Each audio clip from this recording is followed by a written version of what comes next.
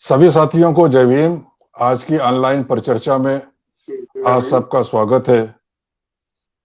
आज का विषय है चर्चा के लिए फुले अंबेडकरी विचार मिशन का कि पहली शर्त आपसी भाईचारा। दरअसल जो बहुजन आंदोलन है, जिसकी शुरुआत अगर देखा जाए तो ज्योतिबा फुले साहब से हुई और काशीराम जी ने उसको परवान चढ़ाया।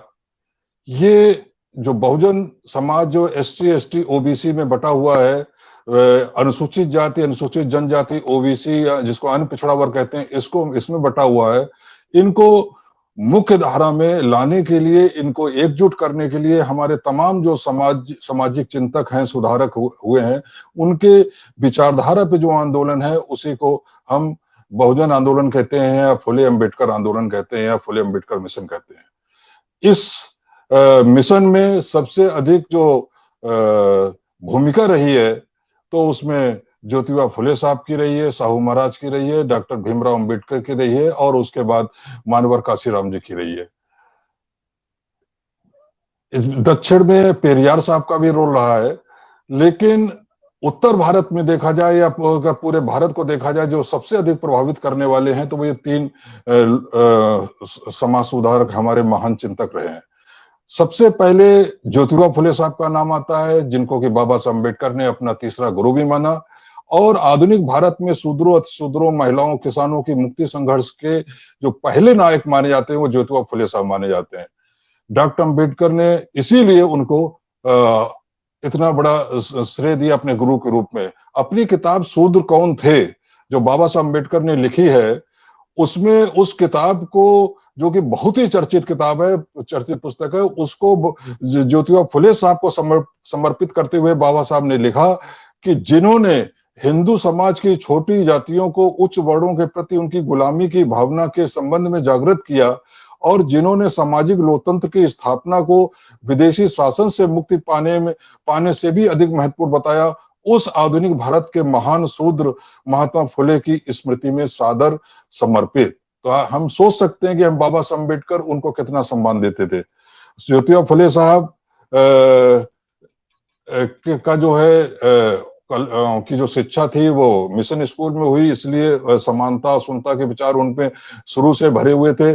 बाद में एक अपने दोस्त की मित्र की शादी में जब उनका व्यक्तिगत जाति के आधार पर अपमान हुआ तो उसके बाद उनके अंदर वर्ण जातिवादी जाति व्यवस्था और ब्राह्मण के वाद के विरुद्ध जो खड़े होने के जो हुए हैं, उस जातिगत अपमान से एक कारण बना। जो एक ब्राह्मण उनका दोस्त था, उसकी शादी में गए थे, वहां पर जब दूसरे लोगों को पता चला, परिवार के लोगों के शूद्र जो कि माली जाति के थे, वो आगे आके बैठा हुआ तो उनका उसी आधार पर अपमान किया गया कि तुम भले दूल्हे के दोस्त हो लेकिन चूंकि तुम शूद्र हो तुम आगे नहीं बढ़ सकते। उसके बाद ज्योतिबा फुले साहब ने इस ब्राह्मणवादी व्यवस्था, इस मानववादी व्यवस्था के खिलाफ संघर्ष करने को ही अपना मुख्य लक्ष्य बना लिया। उन्होंने शिक्षा पर सबसे अधिक ध्यान दिया क्योंकि उनको मालूम था, उन्होंने एहसास किया कि शिक्षा ही वह अधिकार है जिससे शूद्रों की मुक्ति हो सकती है। 1873 में 24 सितंबर के दिन उन्होंने सत्यशोधक समाज की स्थापना करी। सत्यशोधक समाज का उद्देश्य पौराणिक मान्यताओं का विरोध करना, शूद्रों अतिशूद्रों को जातिवादी वादियों की मक्कारी के जाल से मुक्त कराना और जो पुराणों में तरह तरह की जो मान्यताएं हैं जो गुलाम बनाती उनसे मुक्त कराना था।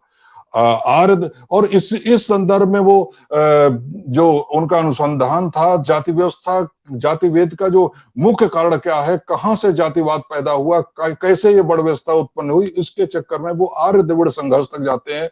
और जो आज मूल निवासी की संकल्पना भी चलती है तो वो उसका उद्गम जो है ज्योतिबा फुले साहब के इन्हीं विचारों से होता है। और इसीलिए उन्होंने कहा कि एससी एसटी ओबीसी की सारी समस्याओं का समाधान जो है उनकी एकता में ही निर्भर है। बाद में साहू महाराज ने भी इस मुद्दे को आगे बढ़ाया। उन्होंने न्यायपालिका और प्रशासनिक सेवाओं में 50% आरक्षण शुरू किया, इसलिए उनको आरक्षण का जनक कहा जाता है। और उन्होंने बाबा साहब अम्बेडकर सहित जितने भी इस प्रकार के लोग थे जो सामाजिक सेवाओं में लगे हुए थे और जो इस जाति व्यवस्था से लड़ रहे थे, उनको आर्थिक सहयोग किया। जो बाबा साहब अम्बेडकर जाहिर है उसके बाद बाबा साहब अम्बेडकर आते हैं। बाबा साहब अम्बेडकर इस पूरी जाति व्यवस्था की के विरोध में जो संघर्ष चल रहा उसके महानायक कहलाते हैं, क्योंकि वो शिक्षित भी थे और वो इन सारी जो बुद्ध से लेकर कबीर और ज्योतिबा फुले तक के सारे विचार अगर देखा जाए तो बाबा साहब के विचारों में समाहित है। उनके दर्शन में इन सबका विचार मिल जाता है। और इसीलिए उन्होंने जो जाति व्यवस्था के विरोध में जो उनका संघर्ष था उसको उन्होंने अंग्रेजों तक ले गए। उन्होंने सामाजिक गुलामी के प्रश्न को राजनीतिक गुलामी के प्रश्न से जोड़ा और अंग्रेजों से कहा कि यदि आप सामाजिक गुलामी के प्रश्न को सुलझाए बिना इस देश को छोड़कर चले जाते हैं तो निश्चित रूप से इस देश को राजनीतिक स्वतंत्रता मिलेगी, लेकिन वह राजनीतिक स्वतंत्रता कुछ मुट्ठी भर लोगों की होगी जो आपके गुलाम है। लेकिन आपके जो गुलाम ये समाज के जो ठेकेदार हैं इस देश के, उनका भी गुलाम इस देश का बहुसंख्यक वर्ग है, वो उनकी सामाजिक गुलामी ऐसे ही बनी रहेगी। इसलिए खाली राजनीतिक गुलामी से मुक्त करने से कोई फायदा नहीं जब तक सामाजिक गुलामी से मुक्त न किया जाए। और इसीलिए जब बाबा साहब अम्बेडकर को संविधान लिखने का मौका मिला तो उन्होंने समानता का अधिकार जो है उसे मौलिक अधिकारों में पहला स्थान दिया और उन्होंने एक प्रावधान से ही जो हजारों वर्षों की जो जाति की जो असमानता थी उसे कम से कम कानून के सम्मुख समान बता दिया। और उन्होंने कहा कि कानून के सम्मुख चाहे ब्राह्मण हो, चाहे क्षत्रिय हो, चाहे अहीर हो, या चमार हो, धोबी हो, धानुक हो, या वाल्मीकि हो, पासी हो, कोई भी हो, सब बराबर हैं। लेकिन उसके बावजूद ये दुख की बात है कि उनके बाद भी व्यवहार में ये जातिगत असमानता बनी रही।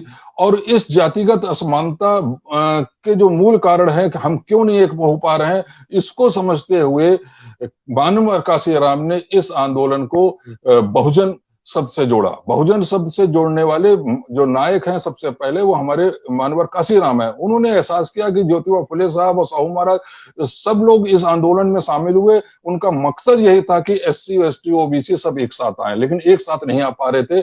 इसलिए उनको उन्होंने बहुजन शब्द के अंदर जोड़ा कि ये सारे लोग इस देश के चूंकि जाति प्रथा से पीड़ित हैं और सबकी समस्याएं एक हैं, सबका समाधान भी इसलिए एक ही होगा और वो तभी संभव है जब ये लोग एक साथ आ जाएं। और इसीलिए उन्होंने बहुजन शब्द के तहत उन सबको एक साथ लाने का प्रयास किया और इसके लिए उन्होंने सभी जातियों में भाईचारा लाने का प्रयास किया और काफी समय सीमा तक वो अपने उद्देश्य में शुरू में सफल भी रहे। विभिन्न जातियों के लोग उनके साथ जुड़े। मुझे अच्छी तरह याद है कि मैं उस समय इलाहाबाद में था, तो इलाहाबाद में कुर्मी समाज बड़ी संख्या में उनके साथ जुड़ा। जंग बहादुर पटेल हैं, राम पूजन पटेल है, वो जंग बहादुर पटेल हैं और इस तरह के पटेल समाज, जंग बहादुर पटेल तो चुनाव भी लड़े थे और बहुत सारे लोग वहां पर उनके साथ जुड़े। और इसी प्रकार से चाहे कुशवाहा समाज हो, चाहे प्रजापति समाज हो, ये सारे लोग पिछड़ी जातियों के जो है उनके साथ जुड़े। लेकिन धीमे धीमे जो बहुजन समाज का जो सपना था, उनका जो भाईचारे पे आधारित एक नए समाज का निर्माण करना, जो बहुजन समाज निर्माण करना था, एक सपना था, वो सपना धीरे धीरे बिखर गया। आज हम देखते हैं कि बहुजन आंदोलन नाम का कोई आंदोलन इस देश में रहा ही नहीं। आज जो आंदोलन जो मानवर काशीराम ने जिस सपने को देखा था वो एक तरीके से छिन्न भिन्न हो चुका है। और जिस बहुजन समाज की उन्होंने परिकल्पना करी थी और ये सोचा था कि अगर इस देश का 85% समाज एक साथ आ जाएगा तो हम आरक्षण लेने वाले नहीं बल्कि देने वाले होंगे। संसद में और लोकसभा में, विधानसभाओं में हमारा अधिकार होगा क्योंकि हम बहुसंख्यक है, हम इस देश के नीति निर्माता होने चाहिए और वो तभी संभव है जब हम एक साथ हों और इस देश की राज सत्ता पर हम काबिज हों। लेकिन बाद में हम बहुजन से फिर जातियों में बट गए और ये हाल हुआ कि जो जाति उनके समय में जितनी मजबूत नहीं थी, जो आंदोलन जब मानवर काशीराम ने शुरू किया वो जातियां उतनी मजबूत नहीं थी। आज वो जातियां और कट्टरता की ओर बढ़ती चली गई हैं, चाहे वो ओबीसी जातियां हो, चाहे वो एससी जातियां हो, सभी कट्टरता की ओर बढ़ गई हैं। हजारों की संख्या में जातिगत संगठन आ गए हैं जो कि अपनी जाति को ही प्रमुखता देते हैं। कभी आपसी संबंध में तो कभी विश्वास ही नहीं रखते हैं। वो सोचते ही नहीं है कि अगर हम एससी हैं, हम आरक्षण का लाभ ले रहे हैं, बाबा साहब अम्बेडकर के आंदोलन का लाभ ले रहे हैं और आज भी उनके आंदोलन को कुचलने का प्रयास किया जा रहा है, तो हमारी समस्याओं का समाधान हमारी एकता में कभी नहीं सोचते हैं। और उसी का परिणाम है कि जो ताकतें जो बाबा साहब के जिनके खिलाफ बाबा साहब ने संघर्ष किया, वो ताकतें बाबा साहब के संघर्ष को इग्नोर करते हुए हमारे कंधों पे चलकर फिर से सत्ता में बैठी हुई है और हम जातियों में बट गए हैं। उसका एक ही का समाधान है कि हम इन बातों पर, अपनी समस्याओं पर फिर से विचार करें और फिर से हम इन बहुजन जातियों में जो है भाईचारा लाने का प्रयास करें। जब तक हम बहुजन जातियों में भाईचारा नहीं लाते हैं, तब तक हमारे सारी समस्याएं यूं ही बनी रहेंगी। हम कितना भी गाली दें सत्ता को, हम कितना भी गाली दें मनुवादियों को, कितना भी गाली दें दूसरे जातियों को, लेकिन जब तक हम आपस में नहीं एक होंगे, जब तक हम आपस में अपना भेदभाव दूर नहीं करेंगे, हम आपस में समानता के व्यवहार नहीं लाएंगे, तब तक हमें कोई हक नहीं है कि हम दूसरी जातियों से कह सकें कि आप हमारे साथ भेदभाव क्यों करते हो। और इसमें सबसे बड़ा अहम रोल एससी जातियों का है, क्योंकि एससी जाति ही जब सबसे ज्यादा पीड़ित हैं और वही आपस में बटी हुई हैं, तो हम कैसे कह सकते हैं कि ओबीसी जातियां हमारे साथ एक आए। जब एससी जातियां एक होंगी, उनके अंदर भाईचारा होगा, और जब भाईचारे के आधार पर एक ठोस एकता बनेगी, तब निश्चित रूप से हम ओबीसी समाज के लोगों को भी कह सकेंगे ओबीसी समाज हमारे साथ आएगा, क्योंकि उनकी समस्या हमारी समस्याएं सब एक है। और तभी हम कह पाएंगे कि हम बाबा साहब अम्बेडकर के लड़ाई को हम सार्थक रूप से आगे बढ़ने लायक हो गए हैं, या हम उस लड़ाई को आगे बढ़ाने में सक्षम हो गए हैं। तब तक हम कितना भी मनवादियों को गाली दें, लेकिन हम आपस में बटे रहेंगे, तब तक कुछ नहीं होने वाला है। इसलिए हमें एक होने के लिए प्रयास करना होगा, और एकता के लिए अटूट भाईचारा आवश्यक है। इन बातों पर चर्चा करने के लिए आज हमारे साथ जो अतिथि मौजूद हैं, उसमें एक हमारे डॉक्टर एस एन गौतम है।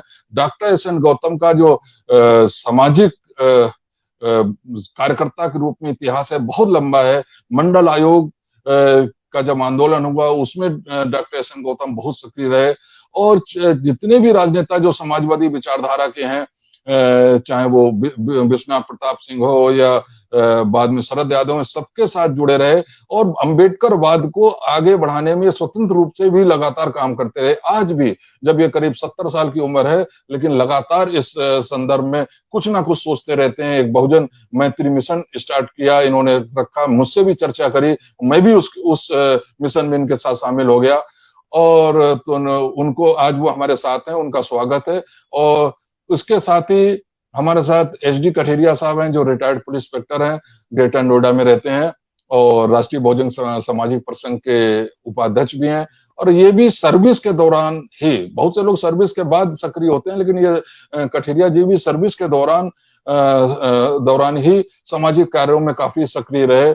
बसपा से भी इनकी पहले निकटता रही, लेकिन आज अपना स्वतंत्र रूप से एक सामाजिक संगठन में काम कर रहे हैं, और इन जो सामाजिक समस्याओं पर लगातार चिंतन विचार विमर्श करते रहते हैं। इसके अलावा तीसरे हमारे साथ और भी पिप्पल साहब को मैंने इनवाइट किया था, लेकिन पिप्पल साहब अभी तक नहीं आए हैं। तो मैं इस संदर्भ में सबसे पहले कठेरिया जी से, एचडी कठेरिया साहब से कहूंगा कि आप अपने विचार रखें कि बहुजन आंदोलन क्यों फेल हो गया।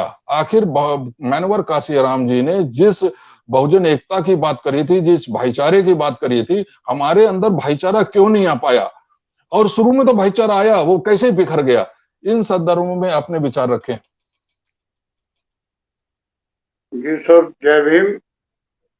जय भीम। आप बड़ा अच्छा विचारी जो है मुद्दा है, और कहीं ना कहीं जो है हम जो है इस दिशा में जो है जितने भी जो है, मुझे लगता है कि हम सब बुद्धिजीवियों को, जो शिक्षित वर्ग है और जो शिक्षित वर्ग होने के साथ साथ जो है वो सामाजिक रूप से भी समझदार भी है। बहुत से शिक्षित हैं, लेकिन वो अपने आप को जो है एक्सपोज ही नहीं करना चाहते हैं। वो ना बोलना चाहते हैं, ना लिखना चाहते हैं, ना कुछ सहयोग करना चाहते हैं। तो इनके शिक्षित होने न होने को मैं शिक्षित नहीं मानता हूँ। शिक्षित वही है जो समाज को जो है जरूरत के हिसाब से जो है कम से कम जो है बोल सकता है, लिख सकता है, समझ सकता है और समझा सकता है, वही शिक्षित है। ये पीड़ा समाज की बहुत वाजिब है, ऐसा नहीं कि ओबीसी समाज जो है हमारे साथ नहीं जुड़ सकता है या नहीं जुड़ने की कोशिश करता है। मानवर काशीराम का जी अभी आपने जिक्र किया, मानवर काशीराम जी के साथ जो है ओबीसी के बहुत से लोग जो है खुशी खुशी जो है उनका सहयोग किए, लेकिन कहीं ना कहीं जो है हमें जो है एक लीडरशिप की जो है तौर तरीकों पे वो समाज जो हमारे साथ बहुजन आंदोलन में जो जुड़े हुए थे ओबीसी के, वो धीरे धीरे करीब करीब जब अलग थलग पड़ गए। ओबीसी तो छोड़िए, आप एससी एसटी और एसटी में भी कहीं ना कहीं जो है भेदभाव का जो है या उपेक्षा का जो है शिकार हुई जातियां, वो भी धीरे धीरे उनका जो है मोह भंग हुआ। और वो हमारा जो है जो बहुजन आंदोलन जिसे हम कह सकते मानवर काशीराम जी ने जो है बड़े अथक प्रयास के साथ जो खड़ा किया था, वो धीरे धीरे जो है एक बिखराव की तरफ चला गया। आज फिर हम वहीं उसी जगह पे हैं। आज सबसे बड़ी जो है जो मनुवादी या ब्राह्मणवादियों की जो साजिश है, वो हम जातियों में बटे हुए समाज को एससी एसटी ओबीसी और उनमें भी जो है जात में जात है, जैसे बंद गोभी के पात में पात है, इस जातियों में बटा हुआ समाज, इन जातियों में भी इतना अहंकार है कि हम अपने ही समकक्ष जातियों को एक साथ एक प्लेटफॉर्म पे लाने में, मिलने में, जुलने में, संबंध बनाने में, व्यवहार में, बर्ताव में, खान पान में कहीं ना कहीं उपेक्षा या भेदभाव रखते हैं। नतीजा ऐसी स्थिति में अगर वो भेदभाव जो है जो भी भुक्तभोगी होता है वो एक बार आने के बाद दोबारा जो हमसे दूरी बना लेता है।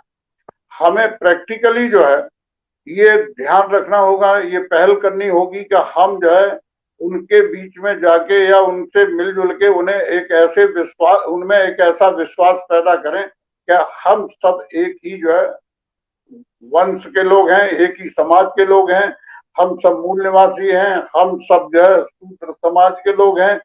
अगर कोई जो है इन वर्ग में एससी का हो, एसटी का हो, ओबीसी का हो, कोई ठाकुर ब्राह्मण बनिया तीन वर्ण को बिलोंग नहीं करता है तो वो सब शूद्र समाज का ही है, वो भारत का मूल निवासी है।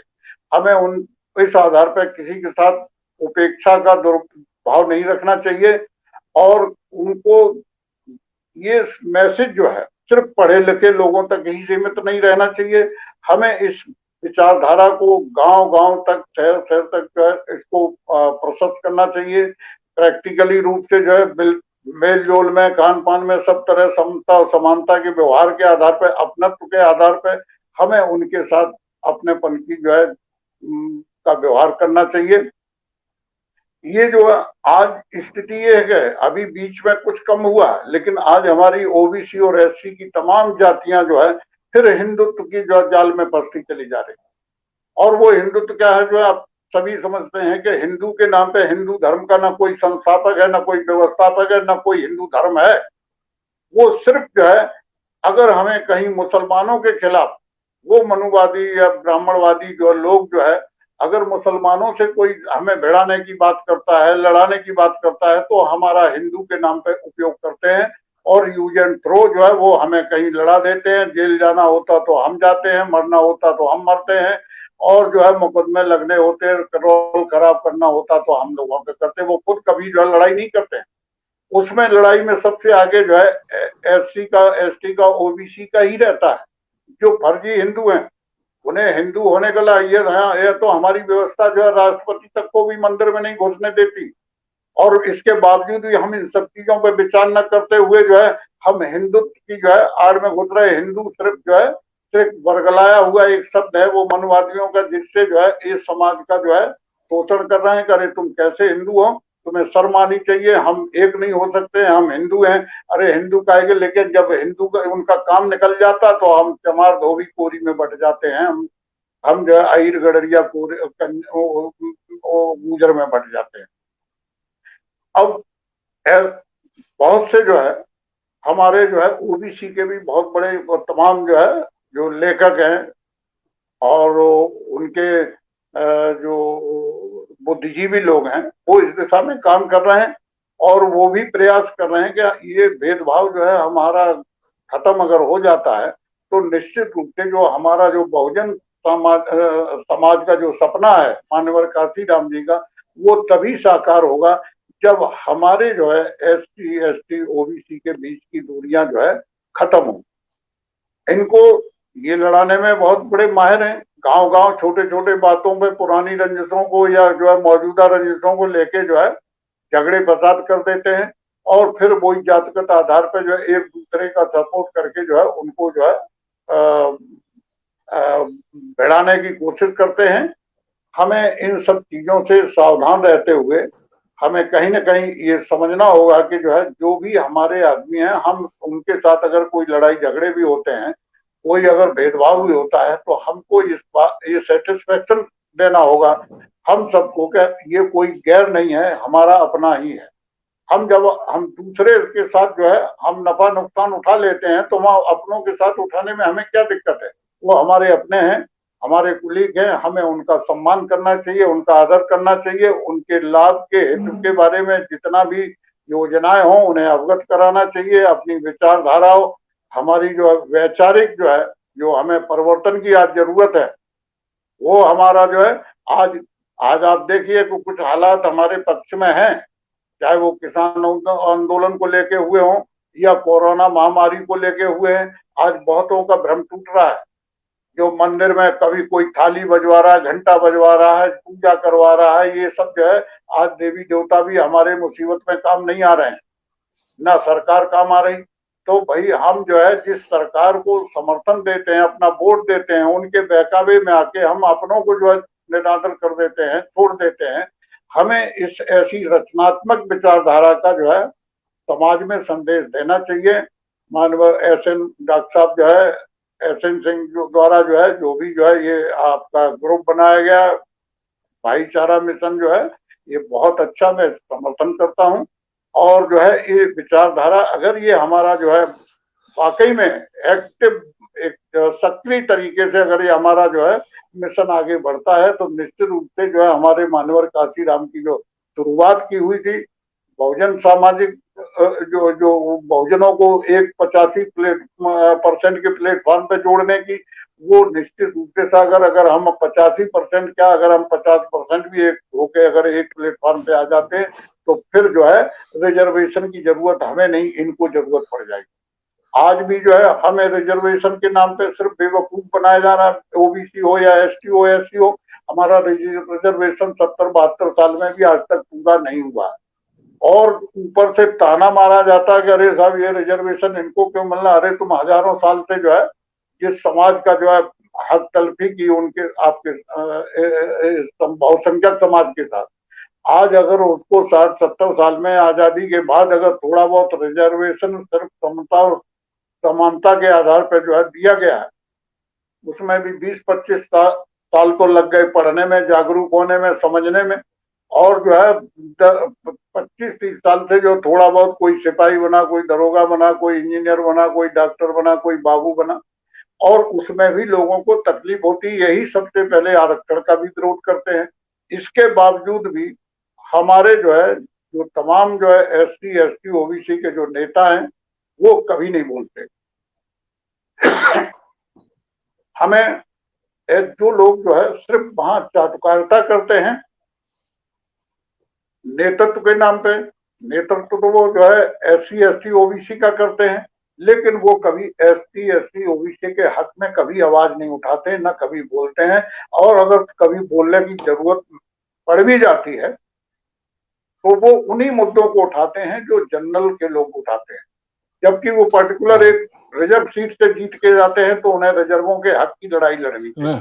आप SC ST आयोग के चेयरमैन जी सर थोड़ा उस पर बताइए कि हम एक क्यों नहीं हो पा रहे हैं हमारे अंदर। हम जैसे कि अब देखिए कभी कोई किसी के ऊपर अत्याचार होता है तो वो SC के ऊपर अत्याचार होता है, लेकिन SC का नहीं मामला कहलाता है, वो कभी वाल्मीकि का मामला कहलाता है तो वाल्मीकि के लोग उसके साथ हेल्प करने को इकट्ठे हो जाते हैं। धोबी का समाज का कोई पीड़ित हुआ, मारा गया, पिटाई हुई तो वो उनके लोग इकट्ठे होते हैं।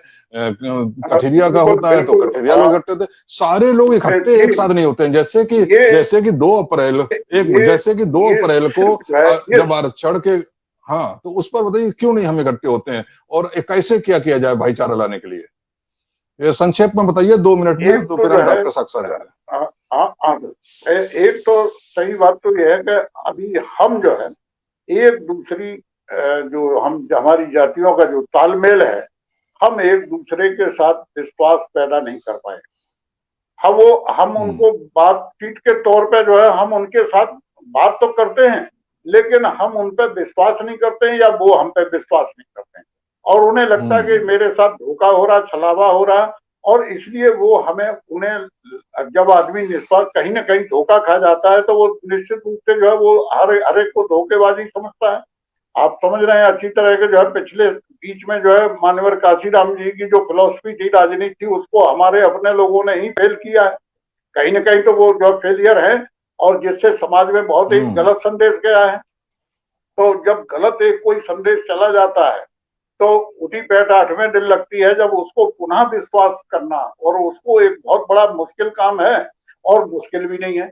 अगर हम सब पढ़े लिखे बुद्धिजीवी आदमी इस विश्वास को पुनः कायम करें और उनको सबको एक प्लेटफॉर्म पे जोड़ने के प्रयास करें, इसमें सबसे बड़ा रोल होगा हमारी जो सामाजिक जो है अम्बेडकरवादी संगठन है, बहुजन जो सामाजिक संगठन है, इन सबको जो है भले ही उनका अस्तित्व अलग अलग हो, भले ही उनके जो है संचालक संयोजक अलग अलग हो, लेकिन उनको कहीं ना कहीं हमें इतनी गुंजाइश के साथ एक दूसरे के साथ टाइप बनाए रखना चाहिए कि ये सब हमारे समकक्ष हैं, एक बाप के 4 बेटों की तरह हैं।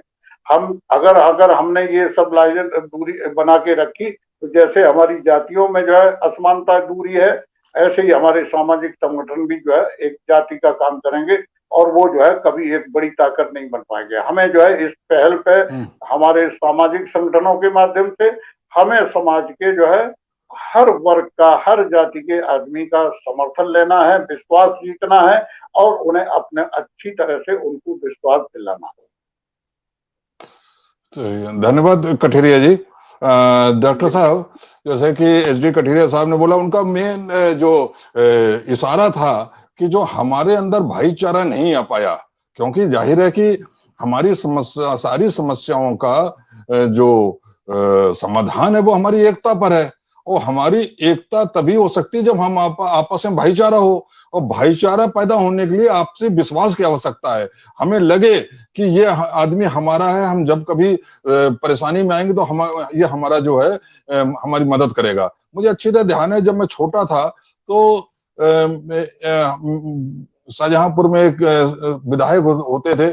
जब भी कभी, मैं एक उदाहरण दे रहा हूँ शाहजहांपुर का, तो कभी भी वहां पर यह भावना नहीं होती थी कि वो विधायक किस जाति का है, हमें बस इतना ही लगता था कि वो एससी का है, तो वो कुरील है क्या है, तो हमें उससे कोई नहीं रहती थी, चाहे धोबी समाज का हो, चाहे हमारा कठिया समाज, जो कोई भी समाज का हो, उसे वो अपना नेता मानता था, उसका समर्थन करता था।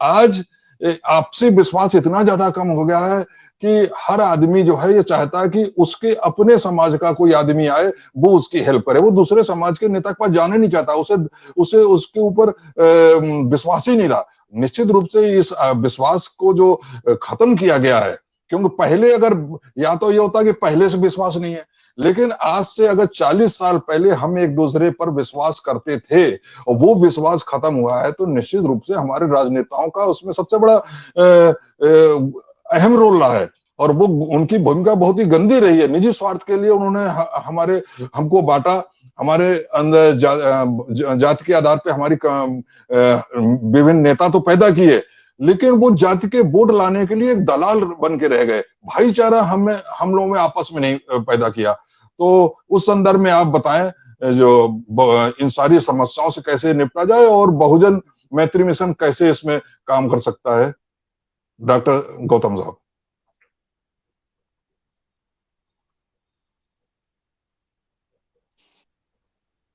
जय भीम। मेरी आवाज आ रही?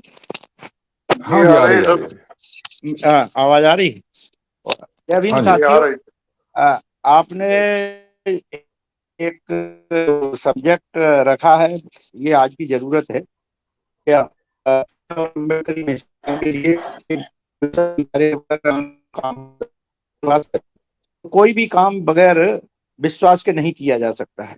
अब मैं इस पर आपका ध्यान के मैं कोई अपने जो खास पॉइंट है उन पर आऊं।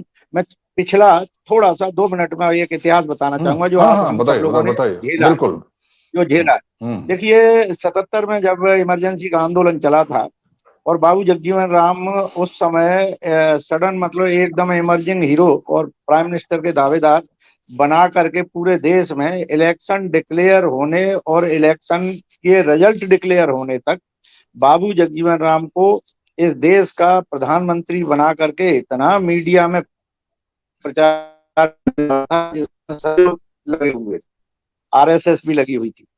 रिजल्ट क्या निकला?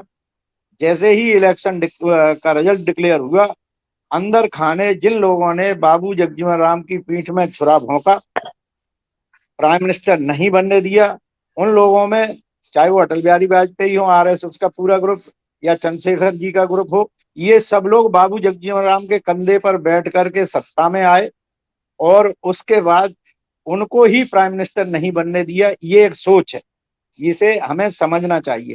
और इसका एक और उदाहरण मैं आपको बता दूं कि वो कहते हैं ना, बड़ी मुश्किल से तो आईएएस कोई बनता है, और आईएएस बनने के बाद एक ऐसी उम्र में बने जब वो हायर पोस्ट पर पहुंचने के लिए हो। एक माता प्रसाद जी थे, आप सब लोग जानते होंगे, जो सीनियर मोस्ट जब आईएएस थे, और अटल बिहारी वाजपेयी जी प्राइम मिनिस्टर थे।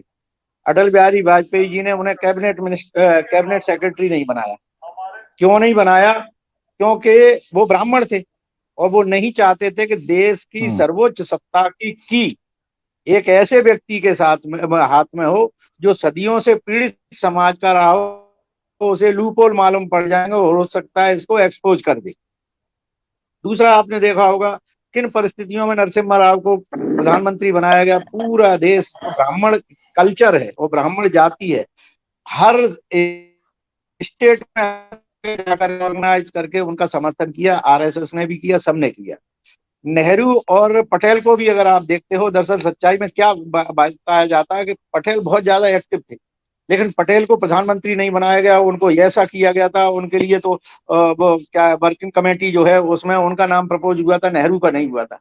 ये है ब्राह्मणवाद की सबसे बड़ी कट्टर जड़, जिसे आप महसूस, आज तक 70 वर्ष हो गए ओबीसी को ये भी नहीं पता है कि उनको सिर्फ इसलिए प्रधानमंत्री नहीं बनने दिया गया था क्योंकि वो ओबीसी समाज के थे। ये गांधी भी जानते थे, क्योंकि गांधी बनिया थे और नेहरू ब्राह्मण थे।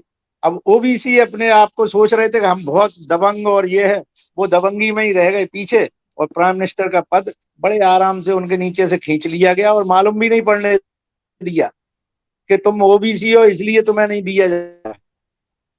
बताया ये कि वो नेहरू जी की ये बलिदान, ये सब कुछ, अगर ऐसा ही बलिदान और ऐसी योग्यता देखनी थी तो डॉक्टर अंबेडकर को प्राइम मिनिस्टर बनाया जाना चाहिए था, लेकिन ऐसा नहीं होता है। ब्राह्मण का मतलब ही ये है, जो हिंदू असली में ब्राह्मण है, जो जिसे हिंदू कहा जाता है, वो सत्यार्थ प्रकाश गई है, वो पूरे सर्वगुण अपने दिमाग में रख के आगे की बात सोचना चाहिए। अब मैं आता हूं अपनी बात पर, जिसको लेकर के आज हम सब लोग चिंतित हैं, और वो चिंतित अच्छा आगे पिपल साहब, जय भीम। हाँ पिपल साहब जय भीम। चलिए, अच्छा हुआ कि मैं अपनी बात को अब आपके सामने पूरी कह पाऊंगा। हाँ, तो ये जो सबसे बड़ा अब जो कि हम क्या कारण है कि हमारे अंदर एकता नहीं है, एक, और दूसरे एकता के लिए हमने क्या करना चाहिए और हमने किया क्या। देखिए, सत्ता के लिए एकता होना बहुत मुश्किल है। सत्ता को पाने के लिए संघर्ष जो लोग करते हैं तो वो सब अपने अपने आप में दावेदार होते हैं। और गरीब की एक विशेषता होती है कि हर गरीब एक दूसरे के अंडरवियर को, अंदर के की बात को जानता है। तो वो कहता है कि ये दावेदार हो सकता है, मैं क्यों नहीं हो सकता। यहाँ पर नेतृत्व स्वीकार करने की मानसिकता हमारे में ब्राह्मण ने पनपने नहीं दी। ब्राह्मण ने हर समय ये कहा कि या तो नेतृत्व मुझ में हो सकता है। आप देखिए ना, जब बीपी सिंह प्रधानमंत्री बने, ब्राह्मण ने उन्हें स्वीकार नहीं किया और ठाकुरों को भी स्वीकार नहीं करने दिया। जो क्षत्रिय समाज, जिसके वो सबसे बड़े योद्धा बने, और देखा जाए कि जितना ईमानदार बीपी सिंह प्राइम मिनिस्टर रहे हैं, जिन्होंने अपनी जायदाद का बहुत बड़ा हिस्सा लाल बहादुर शास्त्री के उसको एक समिति के लिए दे दिया, और उनके जो वहाँ छोटे छोटे वर्कर थे उनको उन्होंने अपनी कोठी का, माड़ा कोठी का जो वो तो आप सब लोग ज्यादा अच्छी तरह जानते होंगे, मैं तो सिर्फ इशारे में इस बात को बता। लेकिन उसको छत्री होते हुए भी क्षत्रिय समाज ने उसे अपना लीडर नहीं माना। क्यों नहीं माना? क्योंकि उनमें अपनी सोच थी। बीपी सिंह अपने दिमाग से सोचते थे, वो ब्राह्मण के दिमाग से नहीं सोचते थे। उनके अंदर एक मानवीय कशिश थी कि अगर मैं राजा हूं, राज परिवार से रहा हूं, तो प्रजा मेरी दुखी नहीं होना चाहिए। और प्रजा में सबसे पहला जो आखिरी का व्यक्ति होता है वो सफाई कर्मचारी। और इसीलिए बीपी सिंह ने आते ही जो पहला काम किया था वो दिल्ली की सफाई बस्तियों, मलिन बस्तियों के लिए सबसे पहले शायद 40 या 50 करोड़ रुपया तत्काल उन्होंने रिलीज किया। ये उनका पहला ऑर्डर। खैर, ये मैं ये बता रहा हूं कि देखो, इतने अच्छे प्राइम मिनिस्टर को होते हुए लेकिन उन्हें स्वीकार नहीं होने दिया ब्राह्मण ने। उसके बाद देवगौड़ा आए, देवगौड़ा को भी ब्राह्मणों ने स्वीकार नहीं किया। आरएसएस हर समय प्रॉब्लम क्रिएट करती रही। और उसके बाद आपके कुछ समय के लिए आपके गुजराल साहब आए थे, लेकिन अल्पसंख्यक होने के वजह से और आरएसएस ये चाहती थी कि किसी भी तरह से अब हमारा माहौल अच्छा बन रहा है तो हम क्यों ना सत्ता में को कब्जा करने के लिए, और अटल बिहारी वाजपेयी के नेतृत्व में सत्ता में ये लोग आ गए। और उसका सबसे बड़ा जो कुठाराघात हम लोगों के लिए किया, जो जानकारी हमें मिल सकती थी, कैबिनेट सेक्रेटरी हमारे व्यक्ति को अटल बिहारी वाजपेयी जी ने बड़े आराम से एक तरफ कर दिया और हम किसी ने कोई चर्चा नहीं की। अब सवाल उठता है कि जब निर्भया होती है तो पूरा देश जलता है, और एक मनीषा कांड होता है जिसमें सरकार और व्यक्ति लोग उसमें जुड़े होते हैं, कहीं जू नहीं रहता है। मीडिया के भी नहीं, प्रशासन के भी नहीं, मानवता के भी नहीं। मानवता की जो लड़ाई लड़ने वाले ये धूर्त लोग हैं, जो मानवता की हम लोगों को पाठ पढ़ाने की बात करते हैं, ये सबके चेहरे और मुंह बंद हो जाते हैं। और जब भी आप कोई आंदोलन खड़ा करने की बात करेंगे, हम देखिए आज भी हम ये आंदोलन की बात कर रहे हैं कि बहुजन भाईचारा मैत्री मिशन, ये हमारा गोल है, ये हमारा आंदोलन नहीं है। इसको थोड़ा सा समझना होगा। हमारा गोल है कि बहुजन के बीच में भाईचारा हो, मित्रता का व्यवहार हो। ये मिशन हमें चलाना है और इसे पूरा करना है। अब इसे पाने के लिए हमारा क्या कंट्रीब्यूशन, हम कैसे पा सकते हैं? तो मेरी एक छोटी सी सोच, जिसमें मैं ये मान के चलता हूं कि जब भी कांसीराम जी ने जब कैडर लेना शुरू किया, उसमें तो पिप्पल साहब हैं, और आप अपने सर्विसेज में रहते हुए आप लोगों ने भी ऑर्गेनाइज किए होंगे और जुड़े रहे होंगे, मैं भी उसमें जुड़ा रहा हूं। तो कांसीराम जी ने जब ये आंदोलन शुरू किया तो कहीं कहीं उन्होंने बहुत स्पष्ट तौर पर अपना एक वो बनाया था कि ज्यादा इंटेलिजेंट आदमी ज्यादा क्वेश्चन करेगा, और वो क्रिएटिव क्वेश्चन नहीं करेगा, समझ के क्वेश्चन नहीं करेगा, बल्कि वो काट के क्वेश्चन करेगा। इसलिए उनका एक व्यू रहता था कि अगर आप ज्यादा बहस कर रहे हैं, अच्छा ठीक है, आप अपने घर जाइए, हमारे को आपकी जरूरत नहीं है। हमें कम पढ़े लिखे लोगों की, उनकी जरूरत है जो लोग बाग हमारी बात को, जिनका दिमाग खाली है, जिसमें हम अपनी बात डाल सकें, जो अपने दिमाग में खुद भर के बहुत कुछ लाए हैं। और ये चीजों का सामना बहुत से लोगों को करना पड़ा, वो जलील होकर के वो भगा देते थे ये। और उसी का परिणाम है कि कांसीराम जी सफल हुए। आज मैं एक आप लोगों के बीच में विश्वास पैदा करने की बात, आज हम चारों लोग कुछ भी हैं, यदि विश्वास हम में नहीं है तो हम एक दूसरे की बात सुनना नहीं पसंद करेंगे। अब ये विश्वास कैसे पैदा हो और किस चीज का विश्वास हो? तो सबसे पहले हमें ये सोचना चाहिए कि हमारे समाज में जिन लोगों को हम रिप्रेजेंट करते हैं, जिन जो हमारे माँ बाप हैं, जो हमारे भाई वगैरह हैं, क्या हमने उनके बीच में विश्वास पैदा किया है? और ये बात मैं तत्काल उस पर आता हूँ कि क्या सबसे नीचे जिसे हम कहीं बैठे होते हैं तो ये मान के चलते हैं, हमें बचपन से सिखाया जाता है कि भंगी तुमसे नीचे है, धानुक तुमसे नीचे है, खटीक तुमसे आगे है, चमार यहाँ पर है। ये सब चीजें कौन है? इन सबकी डोर पकड़े हुए एक ब्राह्मण बैठा हुआ है, वो हम सब लोगों को एक कठपुतली की तरह अपनी जातियां बताता है। और हम आपस में इतने ज्यादा अहंकार में आकर के, अच्छा देखिए शब्द कैसे गुने जाते हैं, अच्छा तो चमार भंगियन के घरे जाके खाएगा। अब आप बताइए, लेना नहीं देना नहीं उस ब्राह्मण को कुछ भी, लेकिन उसने ब्राह्मण वो भंगी और चमार जब बैठे हुए थे, ये शब्द मैं कह रहा हूँ, बुरा मानो तो मुझे गाली दे लेना, लेकिन मैं ये बताता हूँ कि कीड़े यही हैं और इन्हीं को मारना है। तो जब हम भंगी और चमार बैठे एक दूसरे के किचन में नहीं जा सकते, हम ईमानदारी से अपने यहाँ झांकें कि क्या हमारे किचन में हमारा भाई का परिवार बेझिझक घुस सकता है? क्या नहीं घुस सकता? क्योंकि हमने इतनी दूरी बना रखी है, हमने इतना अविश्वास बना रखा है, और उसे ये डर रहता है कब वो ये कहते हैं अरे ये भंगन कहां से अंदर घुस के चली आई। ये जो शब्द हैं, इस शब्द को मिटाने के लिए कितना कम कर सकते हो, कितना। अब मैं ये कहता हूं कि मैं अपने प्रयत्न से अगर 0.001% भी अगर मैं कुछ कम कर पाता हूं तो मैं उस जिम्मेदारी को निर्वहन करता हूं। और एक बात बता दूं, हमारे पास खोने को कुछ नहीं।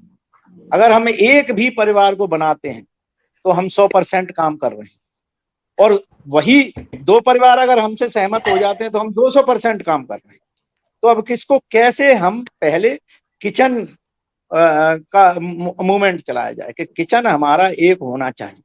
तो इसके लिए मैंने एक नाम रखा कि हम जो बहुजन भाईचारा मैत्री मिशन को अचीव करने के लिए हमारा आंदोलन होना चाहिए। पिप्पल साहब, आपको मैं तवज्जो जरूर चाहूंगा, क्योंकि दोनों कठेरिया साहब मेरे इस बात को बहुत बार सुन चुके हैं, लेकिन आपके साथ ये पहली बार कि हम एक टूक रोटी नमक आंदोलन शुरू करें।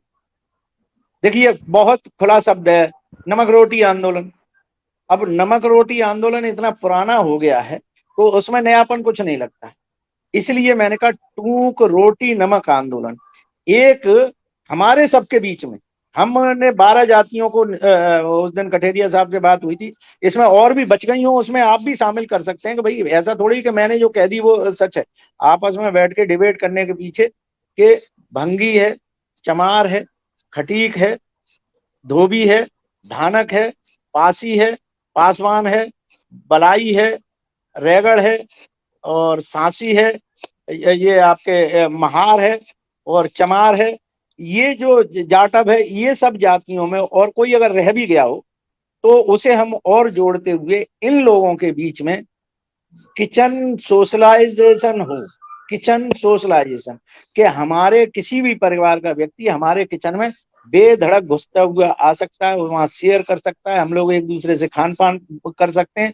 और इसके लिए जब भी हम किसी मीटिंग में अब जाएं, लोगों को लगेगा कि अरे यार ये कैसी बेवकूफी की बातें हैं। अरे बेवकूफी की बातें ही बड़ा काम करती हैं। अच्छी और समझदार बातें लोगों को एक रास्ता दिखाती हैं जिसमें सब, वो कहते हैं ना कि लीक लीक गाड़ी चले और लीक ही चले कपूत,